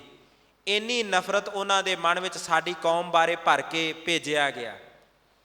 ਜੇ ਕੋਈ ਛੋਟੇ ਛੋਟੇ ਬੱਚੇ ਸਾਧ ਸੰਗਤ ਜੀ ਵਿਲਕਦੇ ਵੇਖੇ ਗਏ, ਮਾਵਾਂ ਨੂੰ ਕਿਹਾ ਗਿਆ ਕਿ ਇਹਦੇ ਮੂੰਹ ਵਿੱਚ ਕੱਪੜਾ ਤੁੰਨ ਦੇ, ਇਹਨੂੰ ਚੁੱਪ ਕਰਵਾ ਲਾ ਨਹੀਂ ਤੇ ਮਾਰ ਦਿਆਂਗੇ। ਸਾਧ ਸੰਗਤ ਜੀ ਉੱਥੇ ਮਾਵਾਂ ਨੇ ਆਪਣੇ ਬੱਚੇ, ਉਹਨਾਂ ਦੀ ਜਾਨ ਬਚਾਉਂਦਿਆਂ ਬਚਾਉਂਦਿਆਂ ਹੀ ਕਈ ਬੱਚੇ ਜਿਹੜੇ ਉਹ ਸ਼ਹੀਦ ਕਰਵਾ ਲਏ। ਔਰ ਚਸ਼ਮਦੀਦ ਗਵਾਹਾਂ ਨੇ ਇਹ ਗੱਲ ਦੱਸੀ ਹੈ ਵੀ ਫੌਜ ਦੇ ਮਨ ਵਿੱਚ ਇੰਨੀ ਕੁ ਨਫ਼ਰਤ ਸਾਡੀ ਕੌਮ ਬਾਰੇ ਭਰੀ ਗਈ। 8 ਮਹੀਨਿਆਂ ਦਾ ਬੱਚਾ ਜਿਹਦੀ ਮਾਂ ਦੇ ਪੇਟ ਵਿੱਚ ਗੋਲੀ ਲੱਗ ਗਈ, ਮਾਂ ਉੱਥੇ ਸ਼ਹੀਦ ਹੋ ਗਈ। ਬੱਚਾ ਆਪਣੀ ਮਾਂ ਦੇ ਲਹੂ ਲੁਹਾਨ ਹੋਏ ਢਿੱਡ ਦੇ ਉੱਤੇ ਬੈਠਾ ਰੋ ਰਿਹਾ। ਫੌਜੀ ਆਇਆ, ਉਹਨੇ ਲੱਤ ਤੋਂ ਬੱਚੇ ਨੂੰ ਪਕੜਿਆ ਤੇ ਜ਼ੋਰ ਨਾਲ ਘੁਮਾ ਕੇ ਕੰਧ ਵਿੱਚ ਮਾਰਿਆ ਤੇ ਬੱਚੇ ਨੂੰ ਉੱਥੇ ਸ਼ਹੀਦ ਕਰ ਦਿੱਤਾ। ਇੰਨੀ ਨਫ਼ਰਤ, ਇੰਨੀ ਘਿਰਣਾ ਸਾਡੀ ਕੌਮ ਦੇ ਨਾਲ ਸਾਧ ਸੰਗਤ ਜੀ ਇਸ ਦੇਸ਼ ਦੀ ਫੌਜ ਨੇ ਵਿਖਾਈ ਹੈ। ਜਿਸ ਅਸਥਾਨ 'ਤੇ ਤੁਸੀਂ ਬੈਠੇ ਹੋ ਨਾ, ਇਸ ਸ਼ਹੀਦੀ ਅਸਥਾਨ ਦੇ ਉੱਤੇ ਵੀ ਬਹੁਤ ਵੱਡਾ ਫੌਜੀ ਹਮਲਾ ਉਸੇ ਸਮੇਂ ਕੀਤਾ ਗਿਆ। ਸਰਦਾਰ ਬਹਾਦਰ ਸਿੰਘ ਜੀ ਇੱਥੇ ਸੇਵਾਦਾਰ ਹੁੰਦੇ ਸਨ, ਉਹਨਾਂ ਨੇ ਬਚਨ ਦੱਸੇ ਸਾਰੇ। ਉਹ ਕਹਿਣ ਲੱਗੀ 1 ਜੂਨ ਨੂੰ ਸਾਰੇ ਪੰਜਾਬ ਦੇ ਵਿੱਚ ਕਰਫਿਊ ਲਾਗੂ ਹੋਇਆ। 2 ਜੂਨ ਦੀ ਰਾਤ ਨੂੰ ਇੱਥੇ ਫੌਜ ਆਉਣੀ ਸ਼ੁਰੂ ਹੋ ਗਈ ਸ੍ਰੀ ਮੁਕਤਸਰ ਸਾਹਿਬ। 3 ਜੂਨ ਨੂੰ ਇੱਥੇ ਜਦੋਂ ਉਹਨਾਂ ਨੂੰ 2 ਨੂੰ ਪਤਾ ਲੱਗ ਗਿਆ ਕਿ ਇੱਥੇ ਵੀ ਮੋਰਚੇ ਬਣੇ ਹੋਏ ਹੈ, ਸਿੱਖ ਸਟੂਡੈਂਟ ਫੈਡਰੇਸ਼ਨ ਦੇ ਕੁਝ ਸਿੰਘਾਂ ਨੇ ਇਹ ਸੁਰੱਖਿਆ ਵਾਸਤੇ ਮੋਰਚਾ ਬਣਾਇਆ ਕਿ ਉਹਨਾਂ ਨੂੰ ਪਤਾ ਸੀ ਇੱਥੇ ਫੌਜ ਆਏਗੀ, ਫੌਜ ਇਸ ਸਥਾਨ ਦੀ ਵੀ ਨਿਰਾਦਰੀ ਕਰਨ ਦਾ ਯਤਨ ਕਰੇਗੀ ਤੇ ਜਿੰਨਾ ਚਿਰ ਸਾਡੇ ਸਰੀਰਾਂ ਵਿੱਚ ਸਾਹ ਨੇ ਅਸੀਂ ਗੁਰੂ ਘਰਾਂ ਦਾ ਅਨਾਦਰ ਹੁੰਦਾ ਨਹੀਂ ਵੇਖਣਾ। ਇੱਟ ਦਾ ਜਵਾਬ ਪੱਥਰ ਨਾਲ ਦਿਆਂਗੇ। ਗੁਰੂ ਘਰ ਨਿਭ ਕੇ ਆਏ ਨੂੰ ਦੇਗ ਪੱਕੀ ਤੇ ਚੜ੍ਹ ਕੇ ਆਏ ਨੂੰ ਤੇਗ ਪੱਕੀ ਦਾ ਸਿਧਾਂਤ ਹੈ। ਸਟੂਡੈਂਟ ਫੈਡਰੇਸ਼ਨ ਦੇ ਸਿੰਘਾਂ ਨੇ ਸਾਧ ਸੰਗਤ ਜੀ ਇਸ ਦਰਬਾਰ ਦੀ ਉਤਲੀ ਛੱਤ ਦੇ ਉੱਤੇ ਮੋਰਚੇ ਬਣਾ ਲਏ।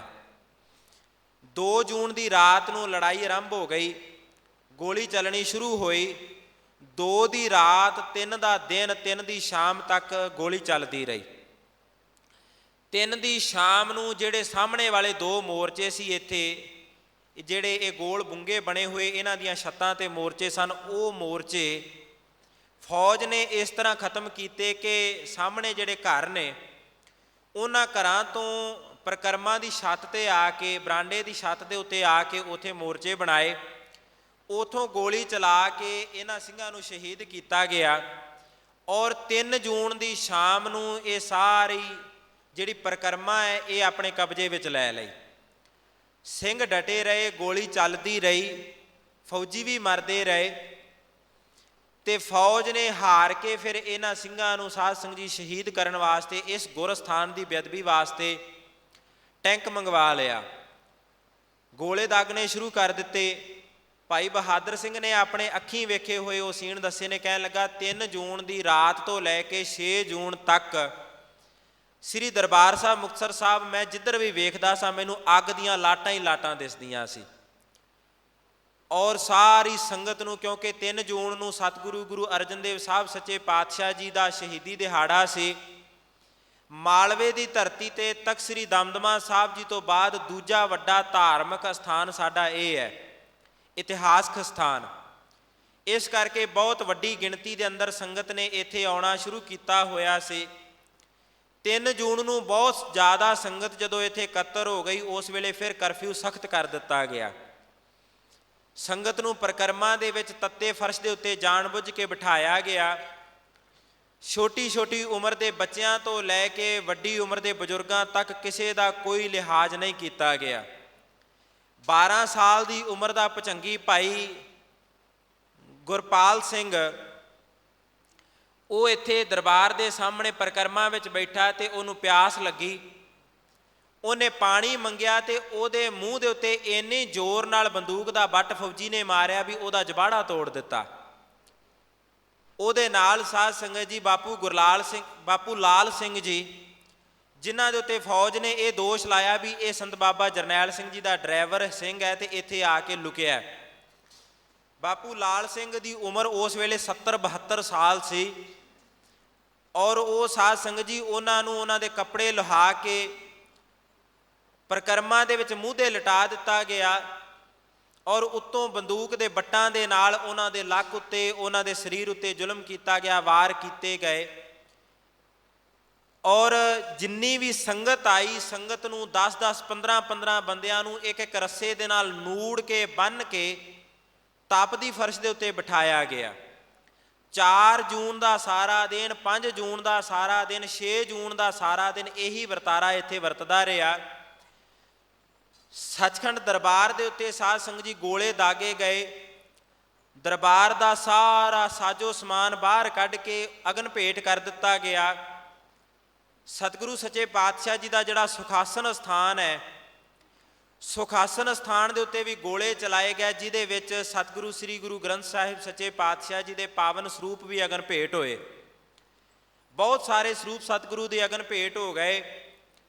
ਔਰ ਇਸ ਦਰਬਾਰ ਨੂੰ ਫਿਰ ਸਾਧ ਸੰਗਤ ਜੀ ਬੂਹੇ ਬੰਦ ਕਰਕੇ ਸੇਵਾਦਾਰ ਸਿੰਘਾਂ ਨੂੰ ਗ੍ਰਿਫਤਾਰ ਕਰਕੇ ਵੱਖਰੇ ਕਰ ਲਿਆ ਗਿਆ। ਜਦੋਂ ਸਾਰੇ ਸਿੰਘ ਸ਼ਹੀਦ ਹੋ ਗਏ, ਜਿਹੜੇ ਸਿੰਘ ਰਹਿ ਗਏ ਉਹ ਮੋਰਚੇ ਛੱਡ ਗਏ, ਉਹਨਾਂ ਦੀਆਂ ਗ੍ਰਿਫਤਾਰੀਆਂ ਹੋ ਗਈਆਂ। ਸੰਗਤ ਨੂੰ ਗ੍ਰਿਫਤਾਰ ਕਰ ਲਿਆ ਗਿਆ। 8-8 ਦਿਨ ਬੀਬੀਆਂ ਨੂੰ ਵੀ ਸਾਧ ਸੰਗਤ ਜੀ ਗ੍ਰਿਫਤਾਰ ਕਰਕੇ ਕੈਂਪਾਂ ਵਿੱਚ ਰੱਖਿਆ ਗਿਆ। ਔਰ ਇੱਧਰਲੀ ਜਿਹੜੀ ਖੱਬੇ ਪਾਸੇ ਵਾਲੀ ਬਾਈ ਹੈ, ਇਹਦੀ ਪਰਿਕਰਮਾ ਤੋੜੀ ਗਈ। ਇੱਧਰੋਂ ਦੀ ਟੈਂਕ ਅੰਦਰ ਲਿਆਂਦੇ ਗਏ। ਇਸ ਹੱਦ ਤੱਕ ਸਾਧ ਸੰਗਤ ਜੀ ਇਹਨਾਂ ਨੇ ਅਧੋਗੀ ਕੀਤੀ, ਇਸ ਹੱਦ ਤੱਕ ਗਿਰ ਗਏ ਕਿ ਪੂਰੇ ਵਿਸ਼ਵ ਦੇ ਅੰਦਰ ਸੇਵਾ ਕਰਕੇ ਜਿਹੜੇ ਪ੍ਰਸਿੱਧ ਮਹਾਤਮਾ ਸਨ, ਕਿਉਂਕਿ ਉਹਨਾਂ ਦਿਨਾਂ ਦੇ ਵਿੱਚ ਗੁਰਦੁਆਰਾ ਤੰਬੂ ਸਾਹਿਬ ਜੀ ਦੀ ਸੇਵਾ ਚੱਲ ਰਹੀ ਸੀ। ਸ੍ਰੀਮਾਨ ਸੰਤ ਬਾਬਾ ਹਰਬੰਸ ਸਿੰਘ ਜੀ, ਸੰਤ ਬਾਬਾ ਕਰਨੈਲ ਸਿੰਘ ਜੀ ਮਹਾਂਪੁਰਖ ਕਾਰ ਸੇਵਾ ਵਾਲੇ ਦਿੱਲੀ ਵਾਲੇ, ਉਹ ਇੱਥੇ ਕਾਰ ਸੇਵਾ ਵਾਲੇ ਡੇਰੇ ਅੰਦਰ ਸਨ। ਉਹਨਾਂ ਮਹਾਂਪੁਰਖਾਂ ਨੂੰ ਕਾਰ ਸੇਵਾ ਵਾਲੇ ਡੇਰੇ ਵਿੱਚੋਂ ਗ੍ਰਿਫਤਾਰ ਕਰਕੇ ਇੱਥੇ ਪਰਿਕਰਮਾ ਵਿੱਚ ਲਿਆਂਦਾ ਗਿਆ। ਔਰ ਸੰਗਤ ਦੇ ਸਾਹਮਣੇ ਮਹਾਂਪੁਰਖਾਂ ਨੂੰ ਬਹੁਤ ਅਪਮਾਨਜਨਕ ਸ਼ਬਦਾਵਲੀ ਵਰਤੀ ਗਈ, ਕਿਉਂਕਿ ਉਹ ਲੰਗਰ ਚਲਾ ਰਹੇ ਸਨ। ਇਸ ਦੇਸ਼ ਵਿੱਚ ਰਹਿੰਦੇ ਹੋ, ਇਸ ਦੇਸ਼ ਦਾ ਖਾਂਦੇ ਹੋ, ਇਸੇ ਦੇਸ਼ ਦਾ ਬੁਰਾ ਮੰਗਦੇ ਹੋ, ਤੁਹਾਡੀ ਅਸੀਂ ਨਸਲ ਖਤਮ ਕਰ ਦਿਆਂਗੇ। ਇਹੋ ਜਿਹੇ ਉੱਚੇ ਸ਼ਬਦ, ਇਹੋ ਜਿਹੀ ਮਾੜੀ ਭਾਸ਼ਾ ਸਾਡੇ ਆਪਣੇ ਅਖਵਾਉਣ ਵਾਲਿਆਂ ਨੇ ਸਾਡੇ ਬਾਰੇ ਵਰਤੀ ਹੈ। ਔਰ ਸੰਗਤ ਜੀ, ਸਾਨੂੰ ਅੱਜ ਇਹ ਗੱਲ ਕਹੀ ਜਾਂਦੀ ਹੈ ਵੀ ਸਟੇਜਾਂ 'ਤੇ ਇਹ ਗੱਲਾਂ ਕਰਨੀਆਂ ਛੱਡ ਦਿਓ, ਇਹਨਾਂ ਗੱਲਾਂ ਨੂੰ ਭੁਲਾ ਦਿਓ। ਕਿਵੇਂ ਭੁਲਾ ਦਈਏ? ਜਿਨ੍ਹਾਂ ਨੇ ਸਾਡਾ ਗੁਰੂ ਨਹੀਂ ਬਖਸ਼ਿਆ, ਜਿਨ੍ਹਾਂ ਨੇ ਸਾਡਾ ਦਿਲ ਸੱਚਖੰਡ ਹਰਿਮੰਦਰ ਸਾਹਿਬ ਨਹੀਂ ਬਖਸ਼ਿਆ, ਜਿਨ੍ਹਾਂ ਨੇ ਸਾਡੇ 10-10 ਸਾਲ ਦੇ ਬੱਚੇ ਨਾ ਬਖਸ਼ੇ, ਜਿਨ੍ਹਾਂ ਨੇ ਸਾਡੇ 90-90 92-92 ਸਾਲ ਦੇ ਬਜ਼ੁਰਗਾਂ ਨੂੰ ਬੰਦੂਕਾਂ ਦੇ ਬੱਟਾਂ ਨਾਲ ਮਾਰ-ਮਾਰ ਕੇ ਸ਼ਹੀਦ ਕੀਤਾ, ਉਹਨਾਂ ਜ਼ਾਲਮਾਂ ਨੂੰ, ਉਹਨਾਂ ਜ਼ਾਲਮਾਂ ਦੀ ਕੀਤੀ ਹੋਈ ਜ਼ੁਲਮ ਦੀ ਕਹਾਣੀ ਨੂੰ ਅਸੀਂ ਕਿਵੇਂ ਭੁੱਲ ਜਾਈਏ? ਔਰ ਉਹ ਵੀ ਉਦੋਂ ਜਦੋਂ ਕੋਈ ਇਨਸਾਫ ਦੀ ਹਾਲੇ ਤੱਕ ਕਿਰਨ ਨਾ ਦਿਸੀ ਹੋਵੇ। ਅੱਜ ਤੱਕ ਕਿਸੇ ਰਾਜਨੀਤਿਕ ਪਾਰਟੀ ਦੇ ਕਿਸੇ ਵੱਡੇ ਆਗੂ ਨੇ ਸਿੱਖਾਂ ਨੂੰ ਬਹਿ ਕੇ ਇਹ ਨਹੀਂ ਆਖਿਆ ਕਿ ਅਸੀਂ ਅਫਸੋਸ ਕਰਦੇ ਹਾਂ। ਸਿੱਖਾਂ ਦੇ ਨਾਲ ਬਹੁਤ ਵੱਡੀ ਚਲਾਕੀ ਇਹ ਕੀਤੀ ਗਈ, ਜਿੰਨਾ ਵੱਡਾ ਵਰਤਾਰਾ ਵਰਤਿਆ, ਇਹਦੀ ਮਾਫੀ ਮੰਗਵਾਉਣ ਵਾਸਤੇ ਵੀ ਸਿੱਖ ਨੂੰ ਅੱਗੇ ਕਰ ਦਿੱਤਾ ਗਿਆ। ਦੇਸ਼ ਦਾ ਟੋਕਨ ਪ੍ਰਧਾਨ ਮੰਤਰੀ ਸਰਦਾਰ ਮਨਮੋਹਨ ਸਿੰਘ ਨੂੰ ਬਣਾਇਆ ਗਿਆ। ਫਾਇਦਾ ਹੋਇਆ ਤੇ ਹਿੰਦੁਸਤਾਨ ਨੂੰ ਹੋਇਆ। ਜਦੋਂ ਸ਼ਰਮਿੰਦਗੀ ਦਾ ਸਮਾਂ ਆਇਆ 1984 ਦੇ ਸਿੱਖ ਵਿਰੋਧੀ ਦੰਗਿਆਂ ਦੀ ਮਾਫੀ ਮੰਗਣੀ ਹੋਵੇ ਜਾਂ 84 ਪੀੜਤਾਂ ਵਾਸਤੇ ਮਾਫੀ ਮੰਗਣੀ ਹੋਵੇ ਤੇ ਉਦੋਂ ਦਸਤਾਰਧਾਰੀ ਸਿੱਖ ਨੂੰ ਅੱਗੇ ਕਰਕੇ ਮਾਫੀ ਮੰਗਵਾ ਦਿੱਤੀ ਗਈ। ਇਹ ਇਸ ਦੇਸ਼ ਨੇ ਸਾਡੇ ਨਾਲ ਚਲਾਕੀਆਂ ਕੀਤੀਆਂ ਨੇ। ਸਾਡੇ ਸਾਰੇ ਵੱਡੇ ਜਿਤਨੇ ਪੰਜਾਬ ਦੇ ਗੁਰਧਾਮ ਸਨ 37 ਗੁਰਧਾਮਾਂ ਵੱਡਿਆਂ ਉੱਤੇ ਤੇ ਵੱਡੇ ਛੋਟੇ ਅਸਥਾਨ ਮਿਲਾ ਕੇ 50 ਤੋਂ ਵੱਧ ਗੁਰ ਅਸਥਾਨਾਂ ਦੇ ਉੱਤੇ ਹਮਲੇ ਕੀਤੇ ਗਏ, ਜਿਹਦੇ ਵਿੱਚ ਆਮ ਸਿੱਖ ਸੰਗਤਾਂ ਨੂੰ ਅੱਤਵਾਦੀ ਕਹਿ ਕੇ ਮਾਰਿਆ ਗਿਆ। ਸਿੱਖ ਸੰਗਤਾਂ ਦੇ ਉੱਤੇ ਉਹ ਜ਼ੁਲਮ ਕੀਤੇ ਜਿਹੜੇ ਕਿਸੇ ਵੇਲੇ ਮੁਗਲਾਂ ਨੇ ਵੀ ਨਾ ਕੀਤੇ ਹੋਣ, ਉਹ ਜ਼ੁਲਮ ਕੀਤੇ ਗਏ ਜਿਹੜੇ ਅੰਗਰੇਜ਼ਾਂ ਨੇ ਵੀ ਨਾ ਕੀਤੇ ਹੋਣ। ਇਸ ਦੇਸ਼ ਦੀ ਆਜ਼ਾਦੀ ਦਾ ਜਲੂਸ ਨਿਕਲਦਾ ਪੂਰੀ ਦੁਨੀਆ ਨੇ ਵੇਖਿਆ। ਔਰ ਸੰਗਤ ਜੀ, ਅੱਜ ਲੋੜ ਹੈ ਅਸੀਂ ਆਪਣੇ ਧਾਰਮਿਕ ਹੱਕਾਂ ਪ੍ਰਤੀ ਸੁਚੇਤ ਹੋ ਕੇ ਇਹਨਾਂ ਸ਼ਹੀਦਾਂ ਦੀ ਸ਼ਹੀਦੀ ਦਾ ਮੁੱਲ ਪਾਉਣ ਵਾਸਤੇ ਸਾਵਧਾਨ ਹੋਈਏ ਔਰ ਤਿਆਰ ਬਰ ਤਿਆਰ ਹੋਈਏ। ਉਪਦੇਸ਼ ਕਰਨਾ ਮੇਰਾ ਕੰਮ ਨਹੀਂ, ਪਰ ਸੰਗਤ ਜੀ ਸਿੱਖ ਪੰਥ ਦੇ ਸੇਵਾਦਾਰ ਹੋਣ ਨਾਤੇ, ਪੰਥ ਦਰਦੀ ਹੋਣ ਨਾਤੇ ਸਾਡਾ ਇਹ ਫਰਜ਼ ਬਣਦਾ ਵੀ ਅਸੀਂ ਜਾਗਰੂਕਤਾ ਦਾ ਹੋਕਾ ਦਈਏ। ਵੇਖੋ ਜਿਹੜਾ ਐਡਾ ਵੱਡਾ ਸਾਕਾ ਵਰਤਿਆ, ਇੰਨੀਆਂ ਸ਼ਹੀਦੀਆਂ ਜਿਹੜੀਆਂ ਹੋਈਆਂ, ਇਹਨਾਂ ਸ਼ਹੀਦੀਆਂ ਦੇ ਵਿੱਚ ਕੋਈ ਆਮ ਲੋਕ ਨਹੀਂ ਸੀ। ਜਿੱਥੇ ਸ੍ਰੀਮਾਨ ਸੰਤ ਬਾਬਾ ਜਰਨੈਲ ਸਿੰਘ ਜੀ ਮਹਾਂਪੁਰਖਾਂ ਵਰਗੇ ਆਗੂ, ਜਿਨ੍ਹਾਂ ਨੂੰ ਹਿੰਦੁਸਤਾਨ ਦੀ ਸਰਕਾਰ ਨੇ ਇਹ ਗੱਲ ਕਹੀ ਕਿ $1 ਅਰਬ ਤੁਹਾਨੂੰ ਰਾਤੋਂ ਰਾਤ ਦੇਣੇ ਆ, ਦੁਨੀਆ ਦੇ ਜਿਸ ਦੇਸ਼ ਦੀ ਨਾਗਰਿਕਤਾ ਮੰਗਦੇ ਹੋ ਨਾਗਰਿਕਤਾ ਦੇ ਦਿੰਦੇ ਆ, ਸੱਚਖੰਡ ਹਰਿਮੰਦਰ ਸਾਹਿਬ ਛੱਡ ਜਾਓ, ਕੌਮ ਦੀ ਗੱਲ ਕਰਨੀ ਛੱਡ ਜਾਓ। ਦੂਜੀ ਤਜਵੀਜ਼ ਇਹ ਰੱਖੀ ਗਈ ਕਿ ਤੁਹਾਨੂੰ ਰਾਤੋਂ ਰਾਤ ਐਮਰਜੈਂਸੀ ਲਾ ਕੇ ਪੰਜਾਬ ਦਾ ਮੁੱਖ ਮੰਤਰੀ ਥਾਪ ਦਿੰਦੇ ਆ, ਔਰ ਤੁਹਾਡੇ ਜਿੰਨੇ ਵੀ ਸਾਡੇ MLA MP ਨੇ ਉਹ ਤੁਹਾਡੀ ਪੂਰਨ ਹਮਾਇਤ ਕਰਨਗੇ। ਤੁਹਾਨੂੰ ਇੱਕ ਵੱਖਰੀ ਸਿਆਸੀ ਪਾਰਟੀ ਬਣਾ ਦਿੰਦੇ ਆ, ਉਹਦਾ ਨਾਮ ਦਸ਼ਮੇਸ਼ ਪਾਰਟੀ ਰੱਖ ਦਿਆਂਗੇ। ਤੁਸੀਂ ਸਿਆਸਤ ਵਿੱਚ ਉਤਰ ਜਾਓ, ਸਿੱਖ ਕੌਮ ਦੀ ਗੱਲ ਕਰਨੀ ਛੱਡ ਦਿਓ। ਮਹਾਂਪੁਰਖਾਂ ਨੇ ਇਹ ਸਾਰੀਆਂ ਤਜਵੀਜ਼ਾਂ ਠੁਕਰਾ ਕੇ ਇਹ ਗੱਲ ਆਖੀ ਕਿ ਜਿੰਨਾ ਚਿਰ ਮੇਰੀ ਕੌਮ ਨੂੰ ਬਰਾਬਰ ਦੇ ਸ਼ਹਿਰੀਆਂ ਦਾ ਦਰਜਾ ਨਹੀਂ ਦਿੱਤਾ ਜਾਂਦਾ, ਜਿੰਨਾ ਚਿਰ ਮੇਰੇ ਸਤਿਗੁਰੂ ਦੇ ਦਰ ਪੂਰਨ ਸਤਿਕਾਰ ਕਾਇਮ ਨਹੀਂ ਹੁੰਦਾ, ਉਹਨਾਂ ਚਿਰ ਮੈਂ ਇਸ ਸੰਘਰਸ਼ ਨੂੰ ਲੜਦਾ ਰਵਾਂਗਾ। ਔਰ ਤੁਸੀਂ ਸੋਸ਼ਲ ਮੀਡੀਆ 'ਤੇ ਸ਼ਾਇਦ ਮਹਾਂਪੁਰਖਾਂ ਦਾ ਇਹ ਬਚਨ ਸੁਣਿਆ ਹੋਵੇ। ਪੱਤਰਕਾਰ ਨੇ ਸਵਾਲ ਕੀਤਾ, ਬਾਬਾ ਜੀ ਜਿਹੜਾ ਸੰਘਰਸ਼ ਤੁਸੀਂ ਸ਼ੁਰੂ ਕੀਤਾ ਹੈ ਸਿੱਖਾਂ ਦੇ ਹੱਕਾਂ ਵਾਸਤੇ, ਪੰਜਾਬ ਦੇ ਹੱਕਾਂ ਦੀ ਰਾਖੀ ਵਾਸਤੇ ਜਾਂ ਪੰਜਾਬ ਦੇ ਹੱਕਾਂ ਨੂੰ ਹਾਸਲ ਕਰਨ ਵਾਸਤੇ, ਤੁਸੀਂ ਇਸ ਸੰਘਰਸ਼ ਨੂੰ ਕਿਸ ਹੱਦ ਤੱਕ ਲੈ ਕੇ ਜਾਓਗੇ? ਤੇ ਮਹਾਂਪੁਰਖਾਂ ਨੇ ਬੜਾ ਸਪਸ਼ਟ 2 ਟੁਕ ਜਵਾਬ ਦਿੱਤਾ ਵੀ ਜਿਸ ਹੱਦ ਤੱਕ ਜਾਣਾ ਪਿਆ ਜਾਵਾਂਗੇ, ਪਰ ਕੌਮ ਦੀ ਹੱਕ ਲਏ ਬਿਨਾਂ ਅਸੀਂ ਚੈਨ ਨਹੀਂ ਲੈਣਾ। ਜਿੰਨਾ ਚਿਰ ਮੇਰੀ ਕੌਮ ਆਜ਼ਾਦ ਨਹੀਂ ਹੁੰਦੀ, ਜਿੰਨਾ ਚਿਰ ਮੇਰੇ ਪੰਜਾਬ ਦੇ ਵਾਸੀਆਂ ਨੂੰ ਉਹਨਾਂ ਦੇ ਮੂਲ ਹੱਕ ਨਹੀਂ ਦਿੱਤੇ ਜਾਂਦੇ, ਉਹਨਾਂ ਚਿਰ ਇਹ ਸੰਘਰਸ਼ ਜਾਰੀ ਰਹੇਗਾ। ਮਹਾਂਪੁਰਖਾਂ ਨੇ ਸਾਧ ਸੰਗਤ ਜੀ ਇਹ ਬਚਨ ਕੀਤੇ, ਔਰ ਉਹਨਾਂ ਨੇ ਜਿਹੜਾ ਇਹ ਬਚਨ ਕੀਤਾ ਸੀ ਕਿ ਜਿੰਨਾ ਚਿਰ ਮੇਰੇ ਸਰੀਰ ਵਿੱਚ ਸਾਹ ਨੇ ਮੈਂ ਇਹ ਸੰਘਰਸ਼ ਲੜਾਂਗਾ। ਉਹਨਾਂ ਨੇ ਆਪਣੇ ਇਹ ਬਚਨ ਪੂਰੇ ਕੀਤੇ। ਅੱਜ ਦੇ ਦਿਨ 6 ਜੂਨ ਨੂੰ ਸਵੇਰੇ 8:30 ਵਜੇ ਮਹਾਂਪੁਰਖ ਸ੍ਰੀਮਾਨ ਸੰਤ ਬਾਬਾ ਜਰਨੈਲ ਸਿੰਘ ਜੀ, ਜਦੋਂ ਬਹੁਤ ਸਾਰੇ ਮੋਰਚੇ ਤਬਾਹ ਹੋ ਚੁੱਕੇ ਸਨ, ਬਹੁਤ ਸਾਰੇ ਸਿੰਘ ਸ਼ਹੀਦ ਹੋ ਚੁੱਕੇ ਸਨ, ਅਮਰ ਸ਼ਹੀਦ ਭਾਈ ਸਾਹਿਬ ਭਾਈ ਅਮਰੀਕ ਸਿੰਘ ਜੀ ਮਹਾਂਪੁਰਖਾਂ ਦੇ ਨਾਲ ਸਨ। ਜਰਨਲ ਸਰਦਾਰ ਸ਼ਬੇਕ ਸਿੰਘ ਜੀ ਦੀ ਸ਼ਹੀਦੀ 5 ਜੂਨ ਨੂੰ ਹੁੰਦੀ ਹੈ। ਸਤਿਕਾਰਯੋਗ ਬਾਬਾ ਠਾਰਾ ਸਿੰਘ ਸਾਹਿਬ ਜੀ ਉਹ ਵੀ ਸ਼ਹੀਦ ਹੁੰਦੇ ਨੇ। ਔਰ 6 ਜੂਨ ਨੂੰ ਸਵੇਰੇ ਮਹਾਂਪੁਰਖ 6 ਵਜੇ ਦੇ ਕਰੀਬ ਆਪਣਾ ਨਿਤਨੇਮ ਪੂਰਾ ਕਰਕੇ ਸ੍ਰੀ ਗੁਰੂ ਹਰਗੋਬਿੰਦ ਸਾਹਿਬ ਸੱਚੇ ਪਾਤਸ਼ਾਹ ਦੇ ਚਰਨਾਂ ਵਿੱਚ ਅਰਦਾਸ ਬੇਨਤੀ ਕਰਦੇ ਨੇ, ਐ ਸਤਿਗੁਰੂ ਤੁਸਾਂ ਸਾਨੂੰ ਸਿੱਖਾਂ ਨੂੰ ਮੀਰੀ ਪੀਰੀ ਦਾ ਸਿਧਾਂਤ ਬਖਸ਼ਿਆ, ਤੁਸਾਂ ਸਾਨੂੰ ਰਾਜ ਦਾ ਸੰਕਲਪ ਬਖਸ਼ਿਆ। ਸਤਿਗੁਰੂ ਜੀ ਤੇਰੀ ਕੌਮ ਦੀ ਆਜ਼ਾਦੀ ਵਾਸਤੇ ਸੱਚੇ ਪਾਤਸ਼ਾਹ, ਤੇਰੀ ਕੌਮ ਦੇ ਰਾਜ ਦੇ ਸੰਘਰਸ਼ ਵਾਸਤੇ ਮੈਥੋਂ ਜਿਤਨਾ ਹੋ ਸਕਦਾ ਸੀ ਮੈਂ ਕੀਤਾ। ਹੁਣ ਮੇਰਾ ਅੰਤ ਸਮਾਂ, ਸਤਿਗੁਰੂ ਮੇਰੇ 'ਤੇ ਕਿਰਪਾ ਕਰਿਓ, ਮੈਂ ਡੋਲਾਂ ਨਾ। ਇਸ ਧਰਮ ਯੁੱਧ ਦੇ ਵਿੱਚ ਆਪਣੇ ਸਰੀਰ ਦੇ ਵਿੱਚ ਬਚੀ ਆਖਰੀ ਖੂਨ ਦੀ ਬੂੰਦ ਤੱਕ ਮੈਂ ਤੇਰੇ ਚਰਨਾਂ ਵਿੱਚ ਇਸ ਧਰਮ ਯੁੱਧ ਦੇ ਲੇਖੇ ਆਪਣੇ ਸਰੀਰ ਦੀ ਲਹੂ ਦੀ ਇੱਕ ਇੱਕ ਬੂੰਦ ਲਾ ਜਾਵਾਂ।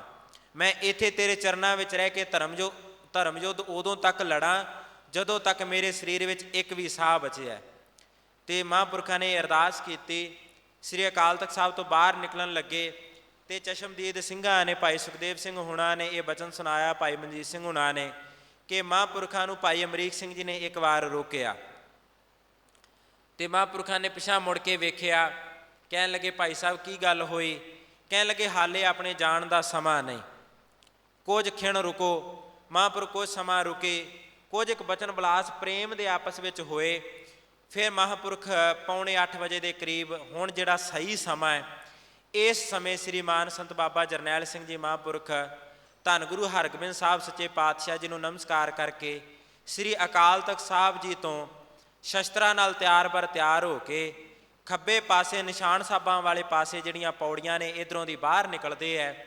ਸਾਹਮਣੇ ਸਾਰੀ ਪਰਿਕਰਮਾ ਦੇ ਅੰਦਰ ਲਹੂ ਹੀ ਲਹੂ ਹੈ ਔਰ ਬਹੁਤ ਜ਼ਿਆਦਾ ਗੋਲਾਬਾਰੀ ਹੋਣ ਕਰਕੇ ਗਰਦੋ ਗੁਬਾਰ ਹੈ, ਕੁਝ ਦਿਸਦਾ ਨਹੀਂ।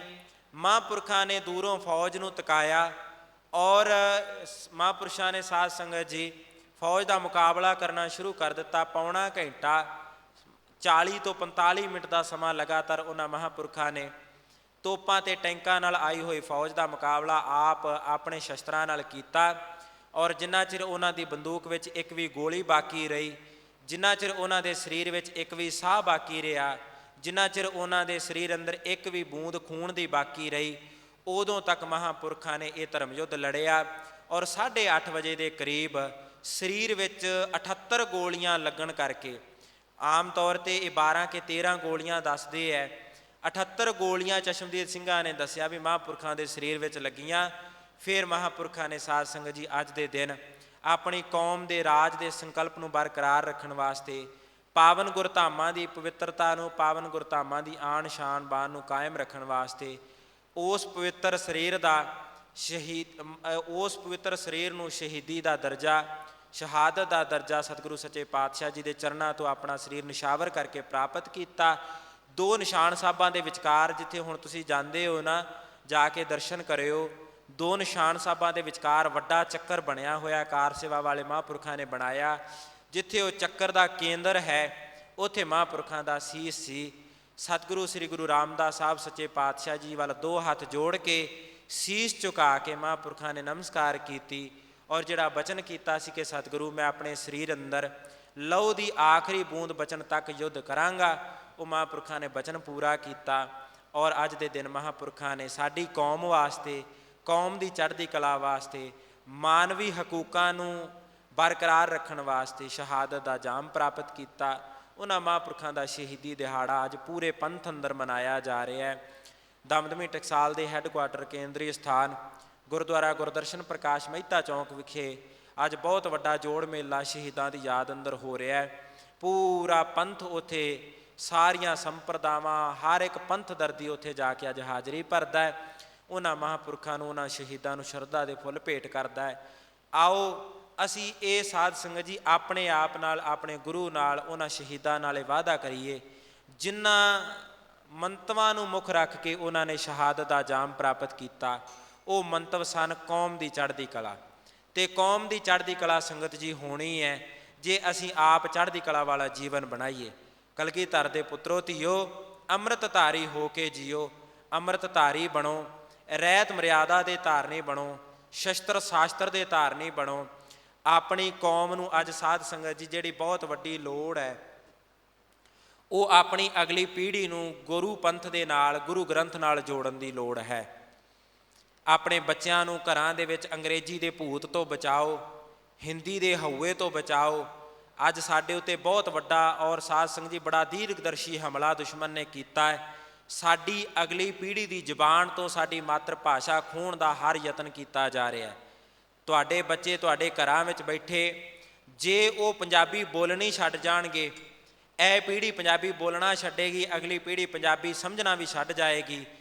ਜੇ ਸਾਧ ਸੰਗਤ ਜੀ ਗੁਰੂ ਪੰਥ ਅੰਦਰ ਗੁਰੂ ਭਾਸ਼ਾ ਨਾ ਰਹੀ ਤੇ ਗੁਰੂ ਸਾਹਿਤ ਨੂੰ ਕੌਣ ਜਾਣੇਗਾ ਤੇ ਕੌਣ ਪੜ੍ਹੇਗਾ, ਕੌਣ ਸਮਝੇਗਾ। ਇਹ ਤੁਹਾਡੀ ਕੌਮ ਦੀ ਹੋਂਦ ਉੱਤੇ ਬੜਾ ਵੱਡਾ ਹਮਲਾ ਹੈ। ਆਪਣੇ ਬੱਚਿਆਂ ਨੂੰ ਵੱਧ ਤੋਂ ਵੱਧ ਭਾਸ਼ਾ ਕੋਈ ਸਿੱਖਣੀ ਮਾੜੀ ਨਹੀਂ, ABC ਪੜ੍ਹਾਓ, ਹਿੰਦੀ ਪੜ੍ਹਾਓ, ਸੰਸਕ੍ਰਿਤ ਪੜ੍ਹਾਓ, ਜਿਹੜੀ ਵੀ ਭਾਸ਼ਾ ਸਿਖਾਉਣਾ ਚਾਹੁੰਦੇ ਸਿਖਾਓ, ਪਰ ABC ਤੋਂ ਪਹਿਲਾਂ ਤੁਹਾਡੇ ਬੱਚਿਆਂ ਨੂੰ ਊੜਾ ਐੜਾ ਕੰਠ ਹੋਣਾ ਚਾਹੀਦਾ ਹੈ। ਆਪ ਗੁਰਬਾਣੀ ਪੜ੍ਹੋ, ਆਪ ਸਿੱਖ ਸਾਹਿਤ ਪੜ੍ਹੋ, ਇਤਿਹਾਸ ਪੜ੍ਹੋ, ਤਾਂ ਕਿ ਤੁਹਾਡੇ ਇਤਿਹਾਸ ਅੰਦਰ ਕੋਈ ਤੀਜਾ ਉੱਠ ਕੇ ਕਿਸੇ ਤਰ੍ਹਾਂ ਦੀ ਕੋਈ ਰਲਾਵਟ, ਕੋਈ ਮਿਲਾਵਟ ਨਾ ਕਰ ਸਕੇ। ਆਪ ਬਾਣੀ ਪੜ੍ਹੋ, ਆਪਣੇ ਬੱਚਿਆਂ ਨੂੰ ਬਾਣੀ ਪੜ੍ਹਨ 'ਤੇ ਲਾਓ। ਆਪ ਇਤਿਹਾਸ ਪੜ੍ਹੋ, ਆਪਣੇ ਬੱਚਿਆਂ ਨੂੰ ਇਤਿਹਾਸ ਸਰਵਣ ਕਰਵਾਓ, ਗੁਰੂ ਘਰ ਨਾਲ ਜੋੜੋ। ਇਹ ਉਹਨਾਂ ਸ਼ਹੀਦਾਂ ਨੂੰ ਸਾਡੀ ਸੱਚੀ ਸ਼ਰਧਾਂਜਲੀ ਹੋਏਗੀ। ਸਤਿਗੁਰੂ ਸੱਚੇ ਪਾਤਸ਼ਾਹ ਜੀ ਦੀ ਕਿਰਪਾ ਦੇ ਨਾਲ ਗਰੀਬ ਨਵਾਜ਼ ਸਤਿਗੁਰੂ ਨੇ ਕਿਰਪਾ ਕੀਤੀ, ਬੜੇ ਪ੍ਰੇਮ ਦੇ ਨਾਲ, ਬੜੀ ਇਕਾਗਰਤਾ ਦੇ ਨਾਲ ਸੰਗਤ ਨੇ ਸ਼ਹੀਦਾਂ ਨੂੰ ਯਾਦ ਕਰਦਿਆਂ ਹਾਜ਼ਰੀ ਭਰੀ ਹੈ। ਦਾਸ ਪਾਸੋਂ ਉਹਨਾਂ ਸ਼ਹੀਦਾਂ ਨੂੰ ਯਾਦ ਕਰਦਿਆਂ, ਉਹਨਾਂ ਸ਼ਹੀਦਾਂ ਦੀ ਸ਼ਹੀਦੀ ਨੂੰ ਸਮਰਪਣ ਭੇਟ ਕਰਦਿਆਂ, ਸ਼ਰਧਾ ਦੇ ਫੁੱਲ ਭੇਟ ਕਰਦਿਆਂ, ਸ਼ਹੀਦਾਂ ਦੀ ਇਤਿਹਾਸਕ ਗਾਥਾ ਸੁਣਾਉਂਦਿਆਂ ਬਹੁਤ ਤਰ੍ਹਾਂ ਦੀਆਂ ਭੁੱਲਾਂ ਹੋ ਗਈਆਂ ਹੋਣਗੀਆਂ। ਆਪ ਸੰਗਤ ਨੇ ਹੋਈ ਭੁੱਲ ਚੁੱਕ ਦੀ ਖਿਮਾ ਬਖਸ਼ਣੀ, ਅਗਾਂਹ ਤੋਂ ਸਮਤ ਬਖਸ਼ਿਸ਼ ਕਰਕੇ ਨਿਹਾਲ ਕਰਨਾ। ਇਸ ਅਸਥਾਨ ਦੇ ਉੱਤੇ 1 ਜੂਨ ਤੋਂ ਲੈ ਕੇ 6 ਜੂਨ ਤੱਕ 13 ਸਿੱਖਾਂ ਨੇ ਸ਼ਹਾਦਤ ਦਾ ਜਾਮ ਪ੍ਰਾਪਤ ਕੀਤਾ ਹੈ। ਉਹਨਾਂ ਸਾਰੇ ਸਿੱਖਾਂ ਨੂੰ ਵੀ ਸਾਡੇ ਵੱਲੋਂ ਬਹੁਤ ਬਹੁਤ ਨਮਸਕਾਰ ਹੈ। ਸਤਿਗੁਰੂ ਉਹਨਾਂ ਸ਼ਹੀਦਾਂ ਦੇ ਚਰਨਾਂ ਦਾ ਸਦਕਾ ਸਾਨੂੰ ਵੀ, ਸਾਡੇ ਜੀਵਨ ਨੂੰ ਵੀ ਗੁਰਸਿੱਖੀ ਦਾ ਕਿਣਕਾ ਬਖਸ਼ਿਸ਼ ਕਰਕੇ ਨਿਹਾਲ ਕਰਨ। ਮੈਂ ਇਸ ਗੱਲ ਦੀ ਖਿਮਾ ਚਾਹੁੰਦਾ ਕਿ ਸਮਾਂ ਜਿਹੜਾ ਸੀ ਉਹ ਸਾਧ ਸੰਗਤ ਜੀ, ਕਿਉਂਕਿ ਅੱਜ ਸ਼ਹੀਦੀ ਦਿਹਾੜਿਆਂ ਦਾ ਸੀ, ਇਸ ਕਰਕੇ ਉਸ ਵਿਥਿਆ ਨੂੰ ਸੁਣਾਉਂਦਿਆਂ ਸਮੇਂ ਦੀ ਸਮਾਪਤੀ ਹੋਈ ਹੈ। ਗੁਰਬਾਣੀ ਦੀ ਕਥਾ ਵਿਚਾਰ ਜਿਹੜੀ ਹੈ ਉਹ ਨਹੀਂ ਹੋ ਸਕੀ। ਇਸ ਗੱਲ ਦੀ ਦਾਸ ਨੂੰ ਖਿਮਾ ਬਖਸ਼ਿਸ਼ ਕਰਨੀ। ਹੋਈ ਭੁੱਲ ਚੁੱਕ ਦੀ ਖਿਮਾ ਬਖਸ਼ੋ, ਅਗਾਂਹ ਤੋਂ ਸਮਤ ਬਖਸ਼ਣੀ ਜੀ। 2 ਹੱਥ ਜੋੜ ਕੇ ਫਤਿਹ ਬੁਲਾਓ। ਵਾਹਿਗੁਰੂ ਜੀ ਕਾ ਖਾਲਸਾ, ਵਾਹਿਗੁਰੂ ਜੀ ਕੀ ਫਤਿਹ।